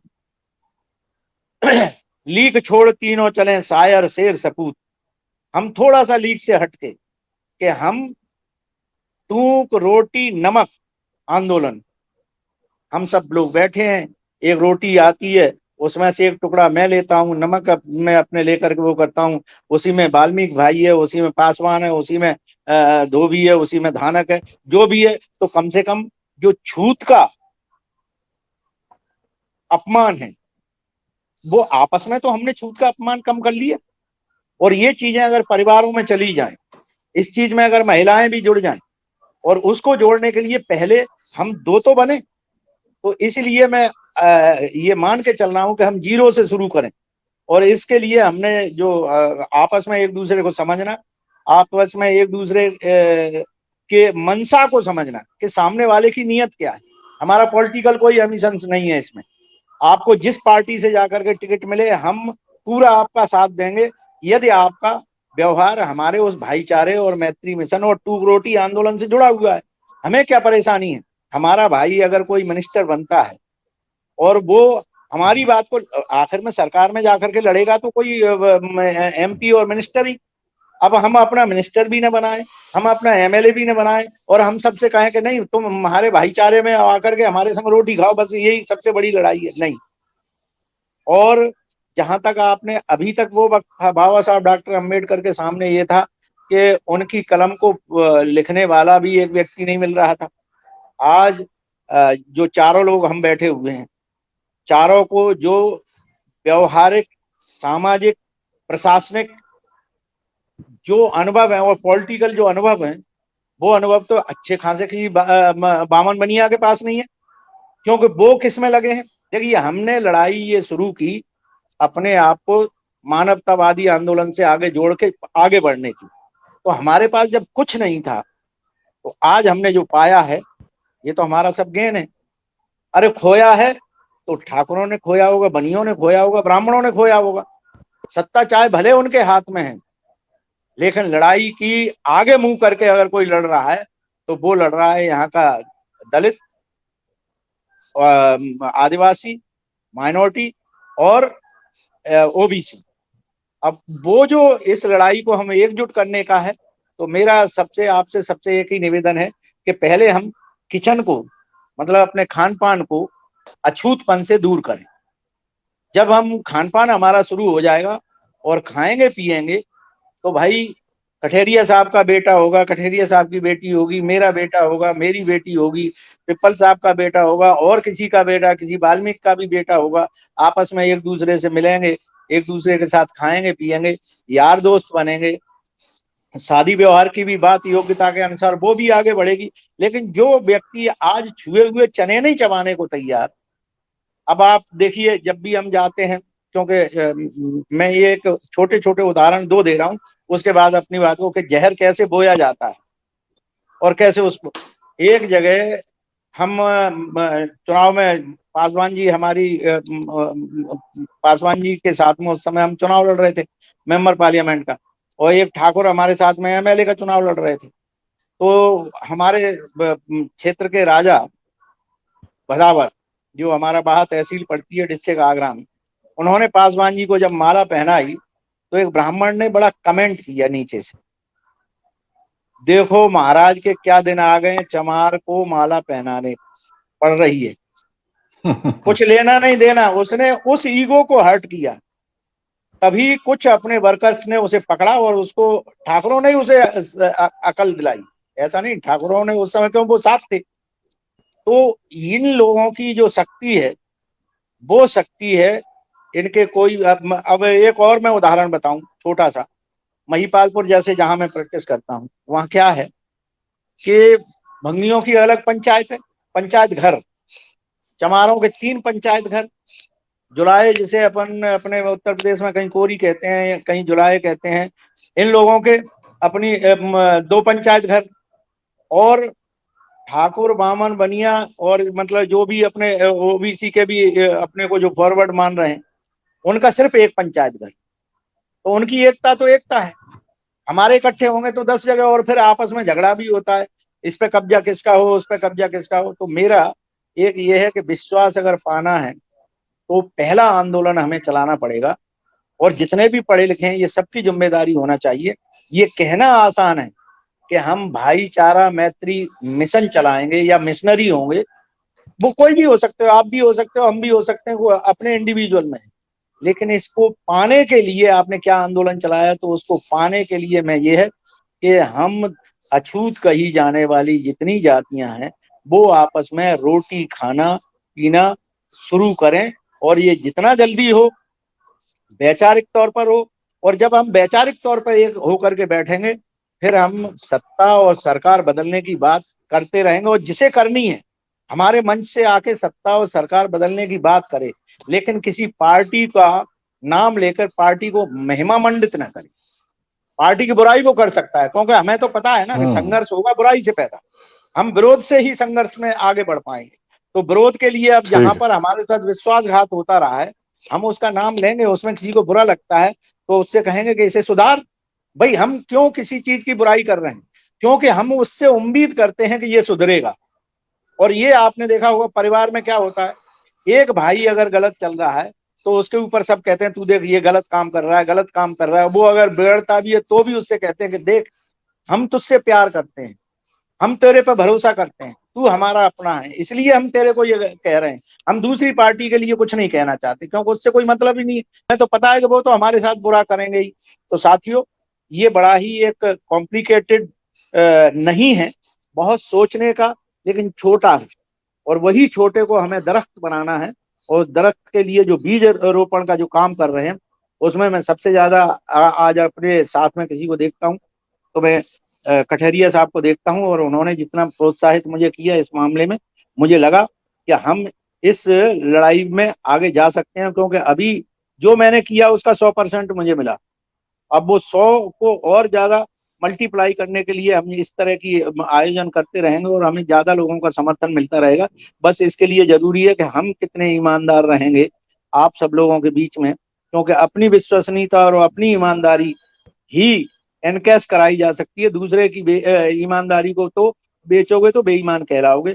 धन्यवाद। मेरी बात को आपने सुना है और इसे ठीक है। गंभीरता से समझते हुए इसमें आगे अच्छे विचार देंगे। पिप्पल जी, अ, पिप्पल जी। जी मानवर।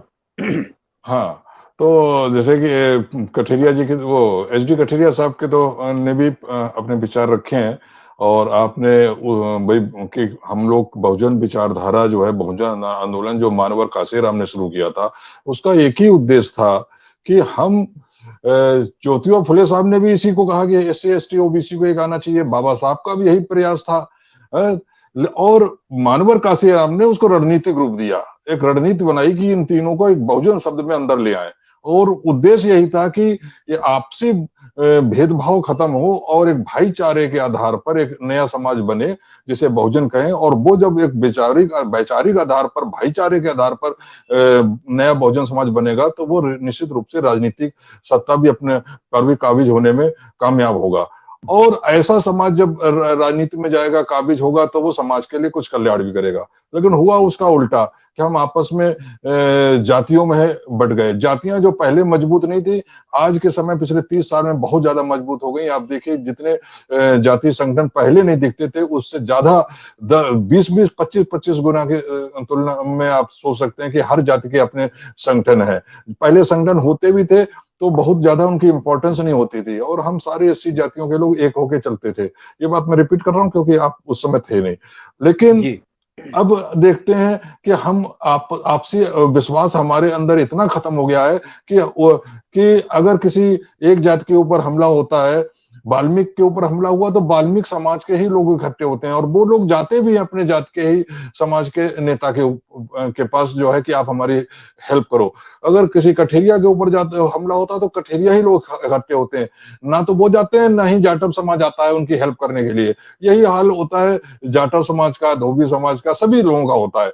हम आपस में भले कितना कहें कि अरे नहीं साहब, हम तो जो है, यहाँ तक कि जो लोग अपने नाम के आगे बौद्ध भी लगाने लगे हैं, बुद्ध के ही नाम के आधार पर अशोक लगाते हैं, गौतम लगाते हैं, वो भी कहीं ना कहीं अंदर जो है जाति ही होती है। उनका उठना बैठना अगर आप देखें तो 99% अपनी कास्ट में ही होता है। भाईचारा तो कहीं हम आपस में बना ही नहीं पाए। उसके लिए सभी जातियां दोषी हैं। जो जातियां ज्यादा पावरफुल रही हैं एससी समाज में, जिनके पास ताकत रही है, जिनके पास वैचारिकता, जागरूकता जल्दी आई है, वो तो ज्यादा जिम्मेदार हैं, लेकिन बाकी लोग भी जिम्मेदार हैं। उसके वजह से अब आगे क्या किया जाए, कैसे आपस में भाईचारा पैदा किया, क्योंकि जो कुछ भी हो रहा है इस समय सबसे ज्यादा नुकसानदायक वो बहुजन समाज के लिए है। और बहुजन समाज को अगर फिर से आगे लाना है, बहुजन विचारधारा को आगे लाना है, उसे सफल बनाना है, तो हमें बहुजन जातियों में एकता पैदा करनी होगी। और उसके लिए सबसे पहले जो दलित जातियां हैं उनको एकजुट होना होगा। उनके अंदर जो है, जो भी झगड़े हैं, जो भी असमानता है, वो खत्म करना होगा। भाईचारा, अटूट भाईचारा पैदा करना होगा। उसके लिए एक सुझाव जो है डॉक्टर एस एन गौतम ने दिया। आप अपने विचार भी रखें और डॉक्टर गौतम के विचारों पर भी टिप्पणी करें। जी कठेरिया साहब, सबसे पहले तो सभी को जय भीम, नमो बुद्धाय। और जो हमारे जो साथी हैं जिन्होंने बहुजन समाज में एक योद्धा का काम किया है, वो हमारे बीच में बहुत सारे लोग नहीं रहे हैं। उनके लिए आपके इस मीटिंग के माध्यम से सभी को मैं श्रद्धांजलि अर्पित करता हूं। पहले फिर मैं अपनी बात रखता हूं। जैसा कि ये जो विषय है बहुत अच्छा विषय है और मेरे लिए कोई नया नहीं है, क्योंकि मैं बचपन से इसी विचारधारा का रहा हूं। और जब हम स्टूडेंट थे तब से हमने संघर्ष शुरू किया था, और उसमें वाल्मीकि समाज के स्टूडेंट थे, धोबी समाज के स्टूडेंट थे, मैं खुद था। और एक दूसरे के मतलब काम छुड़वाने के लिए कि ये काम गंदे काम नहीं करेंगे, एक दूसरे के साथ में मतलब हमदर्दी करेंगे। और जो नाई बाल नहीं काटते थे दुकानों पर, उनके बाल कटवाने का काम हम लोगों ने किया, थाने में जाकर संघर्ष किया। ये बचपन से इस तरह के जो काम किए, तो एक दूसरे में उसमें काफी भाईचारा पैदा हुआ। और जब मैं आपको पता है कि जब हम रहते थे इलाहाबाद में, तो आप तो मुझे जानते ही हैं, मैंने कभी जातिता के आधार पर काम नहीं किया। मेरे साथ खुद ही दोनों धोबी के मतलब लड़के थे, वो साथ रहते थे। पिप्पल जी, हम लोग तो जागरूक हैं, इसीलिए यहाँ पे बैठे हुए हैं। अगर हम लोग भी अगर इस भावना के होते तो यहाँ इकट्ठे नहीं होते। हम आम समाज को कैसे लाया जाए, वो जो समाज जो जातियों में बट गया है। तो ये इसी बात को मैं आगे बढ़ाना चाहता हूँ तो सबसे पहले तो ये है कि जब तक हमारे अंदर ये भावना नहीं आएगी तब तक हम दूसरे के अंदर भावना पैदा नहीं कर सकते हैं। तो पहले हमें स्वयं के अंदर प्रैक्टिकली भावना पैदा होनी चाहिए और प्रैक्टिकली करना भी चाहिए। मैंने मतलब अपनी बेटी की शादी मतलब ओबीसी में की है। मैं प्रैक्टिकल भी ऐसा नहीं है कि जो बोलता है उतना ही करता है, मतलब खुद भी करना चाहिए उसके लिए और उसको निभाना भी चाहिए। सबसे पहली बात तो यह काशीराम जी ने यही सिखाया कि हमें बात का पक्का होना चाहिए और जो काम कर रहे हैं हमें उसकी योग्यता पूरी हासिल कर लेनी चाहिए, तब हमें उसको हासिल करना चाहिए चीज को, तो हम सफल होंगे उसमें।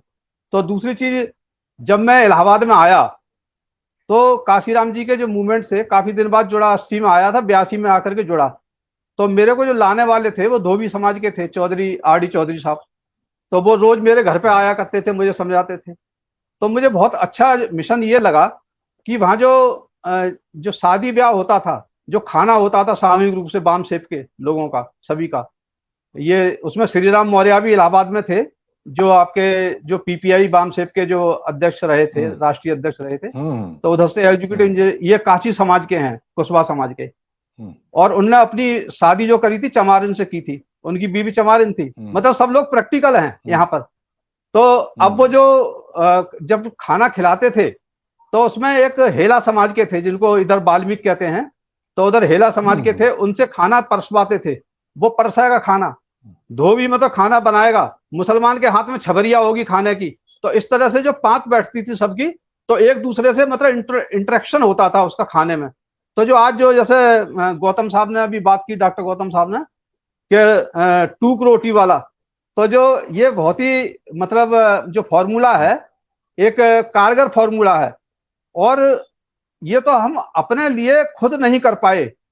अगर हम देखें अस्पृश्यता निवारण की बात देखें, गांधी की जो हरिजन शब्द जो उन्होंने दिया था, और उनको मतलब एक तरह से राजनीतिक कह सकते हैं उसके लिए, चाहे मतलब उसको नाटक कह सकते हैं, जो भी कहें, लेकिन उनका जो प्रयास ये था कि उन तक, सबसे निचले स्तर तक, भंगी बस्तियों में जाकर के अपनी मतलब पहुंच बनाना, और उनको मतलब कहना कि मेरा जन्म भी मतलब तो इसी घर में होना चाहिए आगे वाला, यहां तक मतलब जाना, मतलब जो उसकी स्थिति है। और चाहे उसको राजनीति की बात करें, आप इनकी बात ले लीजिए, आपकी नरेंद्र मोदी जी की। नरेंद्र मोदी जी गांधी जी से किसी तरीके से कम नहीं है। उन्होंने कहा कि भाई मैं अंतिम व्यक्ति को अपना भगवान मानता हूं, जो सबसे नीचे वाला व्यक्ति है उसको अपना भगवान मानता हूं। ओबीसी के आदमी को राम मंदिर ट्रस्ट में मतलब नहीं बनाया जाएगा मेंबर, लेकिन वाल्मीकि समाज के आदमी के लिए राम ट्रस्ट में मेंबर बनाया जाएगा। तो ये जो सारी चीजें हैं, उसके पैर धोना, चाहे मतलब उसको राजनीतिक कहें, चाहे मतलब एक आरएसएस का अभियान कहें, तो जिस तरह से हम एक छोटे से मतलब एक दलित को इकट्ठा नहीं कर पाए, लेकिन वो पूरे हिंदू समाज को समरसता के आधार पर इकट्ठा करने का प्रयास कर रहे हैं। वो जाते हैं वाल्मीकि बस्ती में, आरएसएस के लोग भी जाते हैं, उनके हाथ में राखी भी बांधते हैं, उनके यहाँ भी चाहे खाना खाएं, अपना ही बना के ले जाए, लेकिन खाना भी खाते हैं। लेकिन माँ और मौसी में फर्क होता है। जो माँ जो अपने बेटे को प्यार देती है, वो मौसी नहीं दे सकती, दूध नहीं पिला सकती मौसी, सब कुछ कर सकती है। तो इसी तरह से अपना ही अगर होगा कोई, जो बाबा साहब अम्बेडकर हैं, और गांधी में यही फर्क था। बाबा साहब अम्बेडकर हमारी माँ थे और गांधी हमारी मौसी हो सकते हैं, लेकिन वो माँ नहीं बन सकते कभी भी। तो इसलिए डॉक्टर अम्बेडकर को जो सम्मान दिया समाज ने, वो गांधी को कभी नहीं मिला।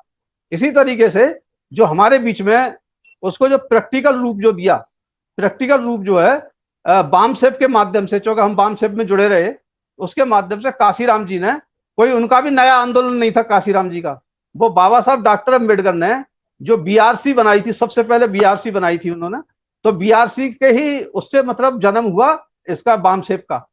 फॉर्मूला वही था बीआरसी का। उन्होंने ट्रेनिंग सेंटर भी खोला था, उन्होंने मतलब एक कॉलेज भी खोला था जो अभी भी चल रहा है। तो ये जो सारी चीजें हैं, वो उनमें दलित समाज में जो पार्टी बनाई उन्होंने, देखिए कहां से चले वो अपनी यूनिट से। एक हार्डकोर तो बनाना पड़ता है, जैसे कहते हैं स्वयं को तैयार करना पहले। तो हार्डकोर जो है, जहां से कहां से शुरू होता है, रेलिंग पॉइंट जो होता है, काशीराम जी ने भी रेलिंग पॉइंट बनाया। तो रेलिंग पॉइंट में जो सबसे ज्यादा शोषित होता है, सबसे ज्यादा पीड़ित होता है, उसकी सबसे ज्यादा जरूरत होती है। तो यहाँ पे एनडीएस थ्योरी लागू होती है। एन का मतलब नीड, डी का मतलब डिजायर, एस का मतलब स्ट्रेंथ। अगर तीनों को मल्टीप्लाई करेंगे तो इक्वल टू चेंज, तो समाज में चेंज आता है। सोशल चेंज जो आएगा वो एनडीएस थ्योरी से आता है, और एनडीएस थ्योरी को ही काशीराम जी ने बाम सेप में अप्लाई किया। और उन्होंने बाम सेप के लोगों को बताया, क्या बताया, कि भाई आप लोग जो हैं कोई ये नहीं कौन सी जाति से आ रहा है ये नहीं बताया उन्होंने कि आप उस समाज से आते हैं जो पीड़ित समाज है, आपका बहुजन समाज है। बहुजन समाज तो उस समय नाम ही नहीं था, अलग अलग जातियों को इकट्ठ बना रहे थे। तो उधर जातियों से आते हैं जो पीड़ित हैं, ब्राह्मणवाद से पीड़ित जातियों से आप लोग आते हैं। तो आप लोग के जो आप दो तरह के जो लोग हैं, पलायन हुआ, जो यहाँ से मतलब गांव से हम लोग आए पलायन होकर के शहरों की तरफ। तो दो तरह के पलायन हुए उसमें। एक तो दुखद पलायन हुआ, जो दुखी होकर के गांव से शहरों की तरफ आए। दूसरा सुखद पलायन हुआ, वो सुख प्राप्त करने के लिए शहर में आए, जैसे पढ़े लिखे लोग थे, उनकी नौकरी लगी, अच्छे मकानों में रहते थे। दूसरे लोग जो वहां से सताए हुए थे, झुग्गी झोंपड़ी में रहते थे। तो उन्होंने कहा कि आप लोगों को मैं इसलिए तैयार कर रहा हूं कि आप लोग उनका दुख दूर करें। जो लोग रहते हैं शहरों में, झुग्गी झोंपड़ियों में रह रहे हैं, और आप मतलब अच्छे पोजीशन में रह रहे हैं, तो अपने कुछ जो कमाई है उसका हिस्सा जो है इस मूवमेंट को दें। और उनको जो डॉक्टर हैं तो उनके इलाज करने का, उनको कुछ भी इलाज नहीं करें तो उनको कम से कम सलाह दे दें कि ऐसा करें ऐसा रखें, तो उनके स्वास्थ्य की देखभाल करें। जो वकील हैं वो उनकी लीगल मतलब उसकी मतलब वो करें, सेवा करें। इसी तरीके से जो पढ़े लिखे लोग हैं उनके बच्चे को पढ़ाई लिखाई के लिए गाइड करें कि वो भी अपने बच्चों को पढ़ा लिखा करके हमारी तरह से बनाओ। तो ये जो एक तरह से एक दूसरे को मतलब सपोर्ट करना था, सामाजिक सपोर्ट था ये इस तरह का। वो कोई उसमें चालबाजी नहीं थी कि इससे हम राजनीति करेंगे। और वो इस तरह का जैसे जब शुरू हुआ तो लोगों में ऐसा लगा कि ये वामसेप कोई संगठन नहीं है, बल्कि परिवार है, एक ही परिवार के लोग हैं। और किसी को भी कोई कष्ट होता था उसने तुरंत फोन किया। पिपल जी, जो मतलब जो वामसेप ने किया, काशीराम जी के समय किया है, प्रश्न ये है कि वो आगे फेल क्यों हो गया और आगे अभी हमें क्या करना है, इस पर थोड़ा संक्षिप्त में बताएं। देखिए कठेरिया साहब, वो फेल नहीं हुआ। और जो लोग मतलब उससे जुड़े हुए हैं और जो लोग काम कर रहे हैं, चाहे उस संगठन में अलग अलग विभाजन हो गया, उसमें कई संगठन बन गए हैं, लेकिन वो अपने स्तर पर सभी लोग काम कर रहे हैं। ऐसा नहीं कोई काम नहीं कर रहा। उसमें सबसे बड़ा काम क्या था? हेल्पिंग का काम, कि एक दूसरे की हेल्प करना, इंटरकास्ट मैरिज करना, एक दूसरे के मतलब जातियों में जाना, उनको खाना खिलाना, ये सब मतलब एक परिवार की तरह से उसको व्यवहार करना, ये व्यवहार कुशलता है। तो व्यवहारिकता जो थी वो बनी रही। और इसीलिए मतलब जो राजनीतिकरण हुआ उसका, वो एक अलग चीज है। मैं उसके ऊपर बिल्कुल बात नहीं कर रहा, राजनीतिकरण के ऊपर बात नहीं कर रहा। मैं अभी भी वामसेप के ऊपर बात कर रहा हूं। और मैं अभी तक किसी राजनीतिक पार्टी का सदस्य भी नहीं बना। मैं वामसेप का सदस्य, मैं आम समाज की बात कर रहा हूं। आम समाज के लिए मैं इसलिए कह रहा हूं क्योंकि हम जो है, जो हम काम कर रहे हैं, वो समाज में ही तो काम कर रहे हैं, आम समाज में ही काम कर रहे हैं। जैसे हम लोगों ने राष्ट्रीय समग्र विकास संघ के माध्यम से काम कर रहे हैं, आप जो है परिसंघ के माध्यम से काम कर रहे हैं, आप मतलब बहुजन एकता मिशन के नाम से काम कर रहे हैं, या मतलब जो जिस तरीके से भी मतलब कुछ ना कुछ तो काम कर ही रहे हैं। और जब नौकरी में थे तब भी काम करते थे। और ये जो कोई अचानक नहीं आता, ये कीड़ा जो है बचपन से ही होता है काम करने का। समाज सेवा कोई अचानक नहीं सीखता, और ना कोई जबरदस्ती आपको डंडा लेके करवाए तो डंडा लेके भी कोई नहीं करवा सकता। ये हमारे मन की भावना होती है और मोटिवेशन होता है। मोटिवेशन पढ़ाई से आ सकता है, लिखाई से आ सकता है, गुरु से आ सकता है, लोगों की संगति से आ सकता है, और किसी भी उम्र में आ सकता है। मैं कोई डाकू भी रहा हूं, भगवान बुद्ध ने ही कहा है कि अंगुलवान भी मतलब अच्छा आदमी बन सकता है। ऐसा नहीं है कि ये गड़ा, और इसलिए हम किसी को खराब नहीं बोलते कि ये आदमी खराब है, क्योंकि खराब आदमी भी किसी भी समय पर अच्छा काम करना शुरू कर सकता है। पर ये जो मिशन है, जो क्या नाम है, कठेरिया साहब ने जैसे बताया, डॉक्टर साहब ने बताया, ये गलत नहीं है कोई, ये तो होना ही चाहिए। और हमें, अगर हम अपने, अभी मैं देख रहा था कि एक बरेली में कोई विधायक थे मिश्रा करके, उनकी इंटरकास्ट मैरिज उनकी बेटी ने की दलित के साथ में, तो काफी टीवी मीडिया में आया। उसके बाद में अभी मैं उनका कमेंट आया, एक दूसरे ब्राह्मण समाज के थे, एक कोई वो भी थे, उनके साधु भी थे, वो कह रहे थे कि तमिलनाडु में अभी जो एक दलित ने दूसरे दलित के साथ में इंटरकास्ट मैरिज की है, मतलब दोनों की जातियां अलग अलग है, दोनों दलित जातियां हैं, लेकिन उसको जो है उस पर फांसी पे लटका दिया उसने, दूसरे दलित को, दलित नहीं, दलित के साथ में मतलब वो एक्सेप्ट नहीं किया। तो पहले भैया आप दलित जातियों को तो देखो, आप ब्राह्मण की और दलित की तो बात कर रहे हो, लेकिन दलित दलित के साथ शादी नहीं कर सकता, पहले इसको तो आप देखिए। तो ये उन्होंने आरोप लगाया, इसमें कोई बुरी बात नहीं है, उसका आरोप लगाना बिल्कुल सही है और होता है। हम रोटी बेटी फिर उसके बाद राजनीति, तो राजनीति में तो आ गए हम, राजनीति में तो हम साथ साथ होते हैं, लेकिन रोटी और बेटी में हम अलग अलग होते हैं, पांच भी नहीं खाते हैं। ओबीसी और एससी जो है राजनीति में साथ साथ है, लेकिन रोटी बेटी का होगा। अभी गांव में देख लो कि पंगत जो साथ इकट्ठे बैठकर नहीं खा सकते गांव में। चलो शहरों में तो बफे सिस्टम है, वहां पर साथ साथ खाते हैं, कोई दिक्कत नहीं है वहां पर। तो वहां शहरों में ज्यादा भाईचारा है, गांव में उतना भाईचारा उसमें नहीं है। तो जितनी दिमाग के अंदर बैकवर्डनेस होती है आदमी के, उतना ही मतलब उसके अंदर जातीयता भी भरी होती है। तो ये जो काम है जो करने का, जो जो समझाने का काम है, यही काम तो हम लोग कर सकते हैं, इससे ज्यादा तो कुछ नहीं कर सकते। और हम खुद भी करें और इसके साथ में लोगों को समझाएं भी कि भाई ये करना चाहिए, लोगों के लिए प्रेरित करना ही हम लोगों का काम है।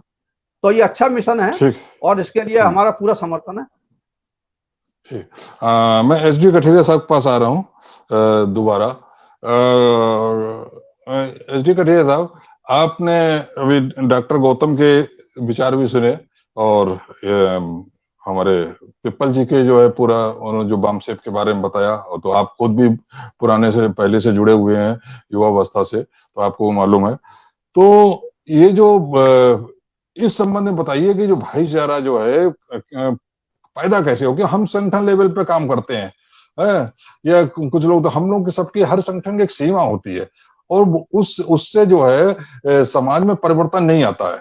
परिवर्तन जब आता है जब कोई बड़ा लीडर कोई बात करता है, तब बड़ी होता है। और बड़े लीडर क्या होता है, वो खाली समाज को वोट के लिए प्रयोग करते हैं और उसके बाद उसको छोड़ देते हैं। तो ऐसे में जो डॉक्टर एस.एन. गौतम का जो टूक रोटी नमक आंदोलन की वो अभियान की बात कर रहे हैं, और अच्छा है आपने खुद भी समर्थन किया, उसमें क्या चीज और जोड़ी जाए, उसको सफल बनाया जाए। क्योंकि अगर ऐसे जैसे कि हमारा जो झगड़ा है, हमारी जो संघर्ष है या हमारा जो भी शोषण है, वो सांस्कृतिक संघर्ष है। हमारा जो शोषण है कि हमारी संस्कृति के ऊपर दूसरी संस्कृति थोपी गई। तो हमें अपने समाज को एक तो इतिहास का बोध कराना होगा। खाली एक दूसरे के पास चले गए खाने के लिए वही नहीं, हमें उसके साथ चर्चा भी करनी होगी। तो कौन कौन से पॉइंट हैं जिससे हम उसको इतिहास का बोध करा सके, हम बता सकें कि भाई हम वाकई भाई भाई थे। हम खाली के आपस में हमारा शोषण ना हो उसके लिए रणनीतिक रूप से इकट्ठा होने के लिए आपके साथ रोटी नहीं खा रहे हैं, हम वाकई भाई थे। हमको जो है आपस में बांटा गया है और हमारी संस्कृति एक है। ये जो संस्कृति जिसके अंदर हम जी रहे हैं वो संस्कृति हमारी नहीं है, हमारी मात्र प्रधान संस्कृति है। हमारी संस्कृति भाईचारे पर आधारित है, हमारी संस्कृति नफरत पर आधारित नहीं है। जिस संस्कृति को हम समर्थन कर देते हैं वो नफरत पर आधारित है, और वो हमें उसी आधार पे हमें आपस में भेदभाव करती है, एक दूसरे से नफरत कराना सिखाती है। तो इसको कैसे आगे बढ़ाया जाए, अपने विचार रखें।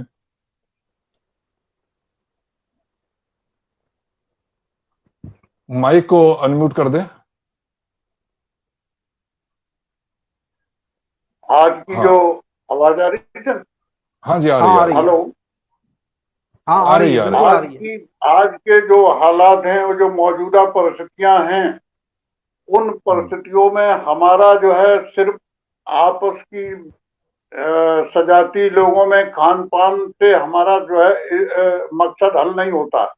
ये एक बेसिक मुद्दा है, मैं इसे मानता हूं और इसको इम्प्लीमेंट करना चाहिए। और जहां तक मैं पढ़े लिखे बुद्धिजीवी सब लोगों की बात है, जो शिक्षित है, वो इतना तो समझ रहा है कि जो है हम क्या कहना चाह रहे हैं और हमें एक होना चाहिए, और वो एक है भी।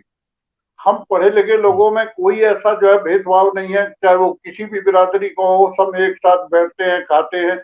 जहां तक जो है आज दूर दराज समाज की बात है, वो कुछ परसेंटेज जो है वहां हमें ये फीलिंग होती है कि हम आपस की जातियों में एक दूसरे में तालमेल नहीं है, मेलजोल नहीं है, खान पान में हम थोड़ा अलग दूरी बना के रखते हैं। अब सच्चाई तो ये है कि अब एससी और ओबीसी की जातियों में भी, शादी ब्याह में, पार्टियों में भी जो है ओबीसी के लोग भी बढ़ चढ़ के पूरी शिरकत करते हैं, पूरा सहयोग करते हैं। व्यक्तिगत किसी की इनेमिटी है तो वो एक अलग बात है।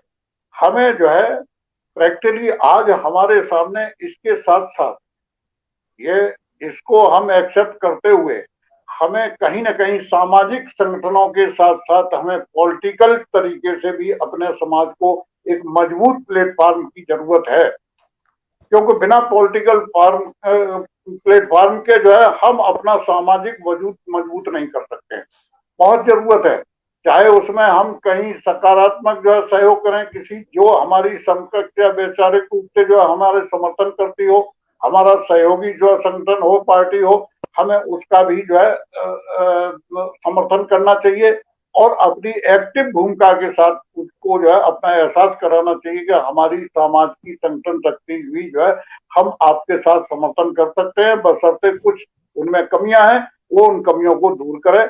और ये चीज उनके दिमाग में, आम जनता के पढ़ा लिखा है आजकल, समझाना कोई बहुत बड़ी बात नहीं है। हम अपने जो है यूट्यूब के माध्यम से जो है, हम अपने डिजिटल मीडिया के माध्यम से, मोबाइल के माध्यम से, फेसबुक के माध्यम से, हमारे पास आज तमाम संसाधन है कि हम अपने मोबाइल के माध्यम से ही 1000 आदमी के साथ को बात पहुंचा देते हैं। ये चीज सही है। ये जहां तक हमारा जो है, जिसे हम बहुजन समाज कहते हैं या हम 85% समाज कहते हैं, उस 85% की भी ताकत का एहसास कराना चाहिए उन लोगों को। और वो फेलियर क्यों है? वो इसलिए कि हम कहीं ना कहीं उस जो है उन मनवादी जो है लोगों की मानसिक शिकार हो जाते हैं। हम कभी जो है हिंदुत्व के शिकार हो जाते हैं और कभी हम पूजा पाठ और अंधविश्वास के शिकार हो जाते हैं। आज आज ओबीसी और एससी की तमाम, हम एससी भी अभी उसे अछूता नहीं है, और अगर थोड़ा बहुत पढ़ा लिखा आदमी है लेकिन घर में जो है महिलाएं हैं, लड़कियां, शिक्षा है, वो पुराने जमाने से जो रीत रिवाज चले आ रहे हैं, संस्कार है, वो अब उन्हीं को अपना सब कुछ जो माने बैठी। अगर कोई उन्हें घर में समझाता तो घर में भी विवाद शुरू हो जाता, अगर तुम कहा कि अपनी नई भाषा जो बोल रहे हो।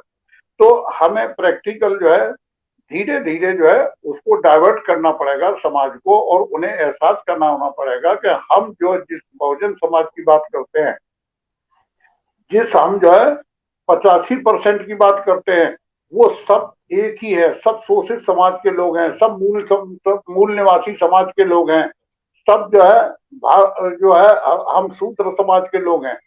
और जो है ये 15% के लोग बरगला के जो है उनको हिंदुत्व का नाम देके हिंदू कभी मुसलमान से भिड़ाते हैं, तो कभी कर्मकांड और पूजा पाठ की तरफ जो है वो डाइवर्ट करते हैं, और कभी जो है हमें आपस में ही एक दूसरे को जो है इधर उधर की बात बरगला के जो है भड़का देते कर देते हैं।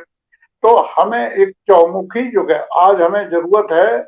अगर हमें जो है एक उंगली से काम नहीं चलेगा, हमें 5 उंगलियों की जरूरत है, एक संगठन की जरूरत है, एक मुट्ठी बनने की जरूरत है।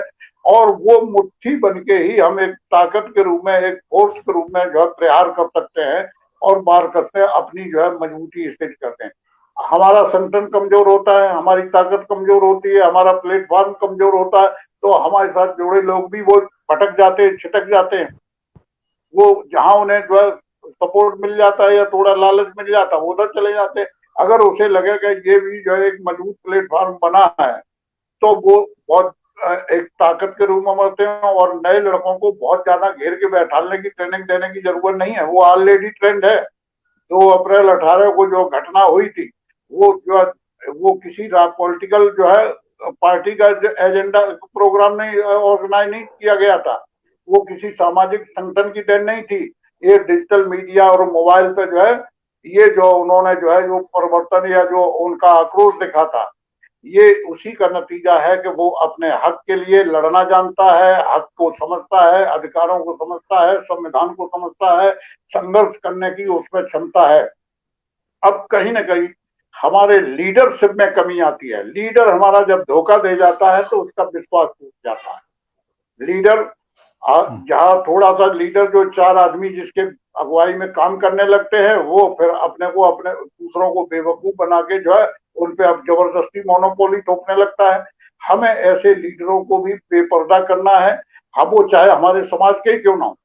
वो अगर किसी हमारी जो है वैचारिक दृष्टि से अगर किसी अपोजिट विचारधारा का साथ खड़ा है, तो हमें वहां उसे अपने बिरादरी का या समाज का होने का कोई नाता नहीं रखना।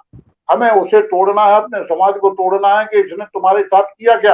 आज उदाहरण के तौर पे आप देख रहे होंगे जो है एक पुष्पेंद्र कठेरिया औरैया में जब ब्राह्मणों ने से मारपीट हुई, आज जो है अब पुष्पेंद्र मारपीट का झगड़ा तो जो है वो उसका भाड़ में गया, वो रामशंकर कठेरिया को ही सारा समाज जो उसे सपोर्ट करने लगा, जैसे उनका ही अस्तित्व तो खतरे में आ रहा हो। अरे वो तो ऑलरेडी सांसद है, उन्होंने ST/SC आयोग का चेयरमैन रहते हुए ढेले भर किसी समाज का काम नहीं किया। अगर वो हमारे समाज का भी है, बिरादरी का है, तो उसे हमें लेना देना क्या है? हमें जहां मौका मिलता है हमें सत्ता पक्ष की जो है बुराइयों को पब्लिकली जो है हाईलाइट करना है, आपस में भाईचारा बढ़ाना है, चाहे वो खान पान का माध्यम हो, चाहे व्यवहार और बर्ताव का माध्यम हो, या हमारे जो इतिहास को हम बताते हुए उन्हें जो है जागृत करें कि हम कहाँ से हैं और हमारा अस्तित्व क्या है। अगर हम ब्राह्मणों के, मनुवादियों के सताए हुए लोग हैं, उपेक्षित है, और 90% जो है चल अचल संपत्ति पे उन्हीं वर्ग विशेष का 15% के लोगों का कब्जा है, और नौकरियों में भी 95% आज भी वही जो है 15% के लोग काबिज हैं। इसके बावजूद भी हमारा 75-85% हिस्सेदारी होने के बावजूद भी वो हमारे जो है 20-25% पे आरक्षण पे भी सवाल उठा करते, ऐतराज करते हैं। वो इसको भी नहीं देना चाह रहे हैं। वर्तमान सरकार ने, मोदी सरकार ने जिस तरह से निजीकरण की जो है जो शुरुआत की है, इसको भी सिर्फ आरक्षण को इग्नोर करने के लिए, खत्म करने के लिए उन्होंने एक बाईपास जो है रास्ता बाईपास बना दिया कि यहाँ जो है प्राइवेटाइजेशन हो जाएगा, आप आरक्षण की बात ही नहीं कर पाएंगे। तो ये चीजें एक धीरे धीरे समाज में जागरूकता बढ़ी है, ओबीसी में भी जागरूक। कुछ जातियां हैं जो शिक्षित रूप से, जो सामाजिक प्लेटफॉर्म पर जो शिक्षित ही नहीं है, जब शिक्षा नहीं होगी तो उसे जानकारी, पढ़े लिखे आदमी को तो बहुत आसानी से आप समझा सकते हैं, वो जानबूझ के भले ही नौटंकी करता रहे, ना समझना चाहे। अरे क्या जो है, जो हमारे जो है तमाम आज भी सांसद है, MLA MP हैं, बहुत से लोग जो है सत्ता के साथ जो है तालमेल करते हैं और फिर उनकी जो है बंधक की तरह जो है काम करते हैं, उनकी हम यहाँ करते, अपने विचारों को नहीं रख सकते, अपनी बात को नहीं रख सकते, समाज के हक के लिए नहीं रख सकते, समाज की कभी पीड़ित पक्ष की आवाज नहीं उठाते, फील्ड में भी कभी DM SSP को कभी फोन करके नहीं बता सकते, वो खुद अपने को जो दबाव में महसूस करने लगते हैं और अपने को पीछा छोड़ाना लगते हैं कि अरे हम पे बहुत प्रेशर पड़ रहा है, भाई बहुत करेंगे, समाज में कंप्रोमाइज का काम करा देंगे लड़ाई झगड़ों में। हमें ऐसे लोगों से भी सावधान रहने की जरूरत है और समाज को सावधान करने की जरूरत है। हमें जो है हर स्तर पे सामाजिक प्लेटफॉर्म से लेके हमें पॉलिटिकल प्लेटफॉर्म के लिए जो है सजग रहने की जरूरत है, और जहां जो भी हमारे समाज के वॉलंटियर हैं, हमें उन्हें दिल से सपोर्ट करने की जरूरत है। अगर हम धन से सपोर्ट कर सकते हैं तो धन से सपोर्ट करें, कहीं ना कहीं हमें पॉलिटिकल प्लेटफॉर्म की भी जरूरत है। आने वाले चुनाव माहौल में 2022 में हम लोगों का ये बहुत बड़ा दायित्व बनता है कि आज परिस्थितियां खुद ब खुद जो है हमारे कहने से नहीं आई है, हमारे आपके प्रयास से बहुत बड़ा परिवर्तन नहीं आया और ना आएगा, लेकिन हाँ, अगर इन परिस्थितियों का हम बुद्धिजीवी लोग अगर चाहें तो ये बहुत बड़ा लाभ उठा सकते हैं 2022 में। आज किसान आंदोलन को लेकर पश्चिमी उत्तर प्रदेश में जिस तरह से जो है किसान जो है सरकार के विरुद्ध अगेंस्ट में हुआ है, या कोरोना की महामारी की उपेक्षाओं के बीच चलते या सुविधाओं के चलते जो है आज समाज में जो त्राय त्राय मची हुई है, इन सब की पीड़ा का हम कैसे कर सकते हैं? किसी न किसी पॉलिटिकल पार्टी का जो हमारे अनुकूल काम करने को, तालमेल करने मिलाने को तैयार हो, हम उसका समर्थन करेंगे। हम सामाजिक प्लेटफॉर्म पे, हम गांव-गांव सामाजिक संगठनों के माध्यम से, अपने वैचारिक बुद्धिजीवियों के माध्यम से अपने विचारों को उनको अवगत कराएंगे। धन्यवाद। हाँ, धन्यवाद कठेरिया जी। मैं डॉक्टर SN गौतम की ओर जाने से पहले फिर दोबारा पिप्पल साहब पास आ रहा हूँ। पिप्पल जी, जैसे कि कठेरिया जी ने बोला, इस हमारे ये रिटायर्ड इंस्पेक्टर हैं पुलिस के और आप मिले भी हैं सर, मैं समझता हूँ इनसे, तो इन्होंने जो बोला कि एक तो हाँ तो कि एक तो ये है कि हमें जो राजनेता है केवल इस आधार पर कि वो हमारे समाज के हैं, हमें उनका साथ नहीं देना है। चाहे वो मैं अगर कठेरिया समाज का हूं तो वो कठेरिया समाज पैदा हुआ तो खाली वो भले वो हमारी उस व्यवस्था को सपोर्ट कर रहा हो जिसके खिलाफ बाबा साहब संघर्ष की, तो मैं क्यों सपोर्ट करूं? ऐसे ही हर जात को सोचना चाहिए। हम क्या होता है कि जब हम हर व्यक्ति का तो विरोध करते हैं, लेकिन अगर कोई नेता जो है हमारे अपनी जाति का आ जाता है तो भले वो विरोधी विचारधारा का हो, तो हम जात के आधार पर उसके साथ जोड़ते हैं। तो ये मैं इसको ज्यादा राजनीति में नहीं जाना चाहता हूँ, सामाजिक पे ही रखना चाहता हूँ, चाहे नेता हो या चाहे वो सामाजिक कार्यकर्ता हो। हमें उसको विचारधारा के आधार पे हमें ऐसे लोगों का तो विरोध करना होगा, और मैं उसका समर्थन करता हूं जो कठरिया जी ने बोला। लेकिन मेन चीज जो मैं आपसे पूछना चाहता हूं कि सामाजिक आधार पे, सिर्फ भाईचारे के मुद्दे पे, मैं राजनीति पे अभी नहीं आना चाहता हूं, कि सिर्फ भाईचारे के आधार पे कि हम शहरों में कितना भी सेमिनार कर लें, सम्मेलन कर लें, उससे भाईचारा ऐसा नहीं आने वाला है जो कि व्यवस्था में परिवर्तन कर दे। व्यवस्था में परिवर्तन तभी होगा जब हम गांव में जो है भाईचारा पैदा कर सकें विभिन्न जातियों के बीच। और होता क्या है कि जब गांव में जब झगड़ा होता है, तो अगर किसी धानुक के ऊपर हुआ तो बगल में चमार रह रहा है, वो चमार देखता रहता है, उसे नहीं, तो चमार के ऊपर होता है तो धानुक देखता रहता है, धोबी के ऊपर देखता है तो धोबी, बाकी लोग जातियां देखती रहती हैं। और जब केवल एक 2 अप्रैल की घटना ही एक ऐसी थी जब जिसमें कि आरक्षण के ऊपर सुप्रीम कोर्ट ने आदेश दे दिया था, जिसमें कोई नेता नहीं था, फिर भी सारी जातियों के लोग एक साथ सड़क पे आ गए। तो ऐसा क्या किया जाए कि जिससे कि ये भावना जो कि हमारे सुख दुख एक है, उसका समाधान एक है, हम मास लेवल पे कर सकें। हम संगठन की परिधि से बाहर आके बात करिए, मैं भी संगठन चला, आप भी चला रहे हैं, लेकिन चाहे बाम सेब भी चला रहे हैं, हमसे बड़े संगठन बाम सेब चला रहे हैं, लेकिन बाम सेब का भी 30-35 साल का इतिहास है कि वो गांव में कुछ नहीं कर पाया, शहरों में ही कर पाया। हमारे जैसे लोग, हम लोग जुड़े रहे हैं बाम सेब से, हमारे अंदर एक विचारधारा और विकसित हो गई, लेकिन गांव में जो है वो नहीं हो पाया, उनके अंदर कोई परिवर्तन नहीं हो पाया। और उसी के वजह से जब कभी मुद्दा आता है तो ना तो हम एक दूसरे का साथ देते हैं, तो भाईचारा तो होता ही नहीं है। दूसरे जो व्यवस्था में जो हमारी विरोधी व्यवस्था है वो उनका फायदा उठा ले जाती है, उनको धर्म के नाम पे उनका जो है शोषण कर लेती है। तो ऐसा क्या करें जो कि डॉक्टर एस.एन. गौतम जो भाईचारा मुहिम की बात किए हैं, टूक रोटी आंदोलन की बात की है, खाली टूक रोटी आंदोलन शहर में करने से तो नहीं होगा, वो तो गांव में जाना पड़ेगा, क्योंकि शहर में तो हम ऑलरेडी एक दूसरे के यहाँ खाते हैं। शहर में हम अगर करेंगे तो उसका कोई फायदा भी नहीं होगा, लोग आएंगे खा पी के चले जाएंगे, एक दूसरे की तारीफ करेंगे। हम इसको गांव में ले जाएं और उसके साथ कौन कौन से सांस्कृतिक मुद्दे उनके साथ जोड़ें, इस पर आप थोड़ा सा संक्षिप्त में करिए, क्योंकि हमें अभी कार्यक्रम भी खत्म करना है, काफी लंबा हो गया है। तो संक्षिप्त में बताएं कौन से सांस्कृतिक कार्यक्रम इसको करें, जो डॉक्टर गौतम का मुद्दा है वो भी शामिल हो जाए, या अपनी ओर से आप उसमें कोई सुझाव देना चाहें जिससे कि गांव में हम इसको सफल बना सके। चाहे हम भले ही 2 जिलों में ही काम कर पाए, 4 जिलों में ही काम कर पाए उसको, लेकिन हम शुरुआत कर सके। हो सकता है हम अगर सफल होते हैं तो उसको देखकर कुछ और दूसरे जिलों के लोग उसमें आगे आए और वो धीमे धीमे आंदोलन बढ़े।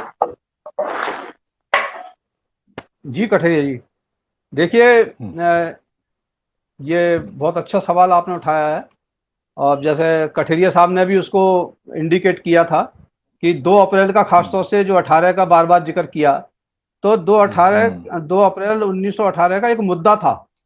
मुद्दा क्या था? वो सामूहिक मुद्दा था, और उसमें किसी जाति विशेष का मुद्दा नहीं था। वो था एट्रोसिटी एक्ट को मतलब डाइल्यूट किया गया था, और ये बहुत बड़ा मुद्दा था। आरक्षण से भी बड़ा मुद्दा था एट्रोसिटी एक्ट, जहां पे गांव के लोग भी जुड़े हुए थे उसके साथ में, और उससे अधिकारी से लेकर के और अधिकारी के परिवार के लोग, उनके रिश्तेदार लोग सब जुड़े हुए थे। तो अधिकारी कर्मचारी ने सपोर्ट किया, और आंदोलन चलाने वाले गांव के लोगों ने भी मतलब वहां पे युवाओं से लेकर के और बूढ़े लोगों तक, रिटायर्ड लोगों तक, उसने सबने सहयोग किया, और पर्दे के पीछे से भी किया, पर्दे के आगे से भी किया, दोनों तरह के लोग थे, और उसको सफलता मिली। ये एक बहुत पॉजिटिव पॉइंट है हमारा। और इस तरह से अगर कोई सामूहिक मुद्दा लेकर के अभी हम किसी गांव में जाते हैं या शहर में, शहर और गांव कोई अलग अलग नहीं है, दोनों एक ही दूसरे के चिपके हुए हैं, तो हम सफल हो सकते हैं, ऐसी बात नहीं है सफल नहीं हो सकते। और बहुत सारे मुद्दे अगर लेकर के जाते हैं तो खिचड़ी हो जाती है, उसमें कोई मतलब उसके ऊपर लाइट नहीं आती ज्यादा। लेकिन अगर कोई हम एक मुद्दे को पिन करें, जैसे मान लो एट्रोसिटीज के मुद्दे पे कोई भी अगर राजनीतिक पार्टी भी आगे आती है तो उसको भी सपोर्ट मिलता है। इसी तरह से आरक्षण के मुद्दे पे अगर कोई आती है तो उसको सपोर्ट ही मिलता है, तो उसको विरोध भी झेलना पड़ता है, दोनों चीजें हैं। तो इस पे एट्रोसिटी एक्ट पे मतलब विरोध कम झेलना पड़ा, उसको सपोर्ट उसमें ज्यादा मिला था। तो इस तरह का जो मुद्दा है उसके ऊपर जो एमपी थे चुने हुए हमारे, जो शासकीय सत्ताधारी पार्टी में सबसे ज्यादा थे, उनको भी नंगा कर दिया था 2 अप्रैल के आंदोलन ने। तो सही बात है। ये इस तरह का जो आंदोलन है, ये सारे सारे जो संगठन है, ये कठेरिया साहब कह रहे थे कि सभी संगठनों को हमें कहीं एक ऐसा मुद्दा तो हो वैचारिक जिस पर सभी की एकता हो, तो हमें ऐसा विचार कोई ढूंढना पड़ेगा, और इसे जल्दबाजी में नहीं, हमें इसको बाकायदा ढूंढ करके और इसके ऊपर कुछ ना कुछ तो करना चाहिए,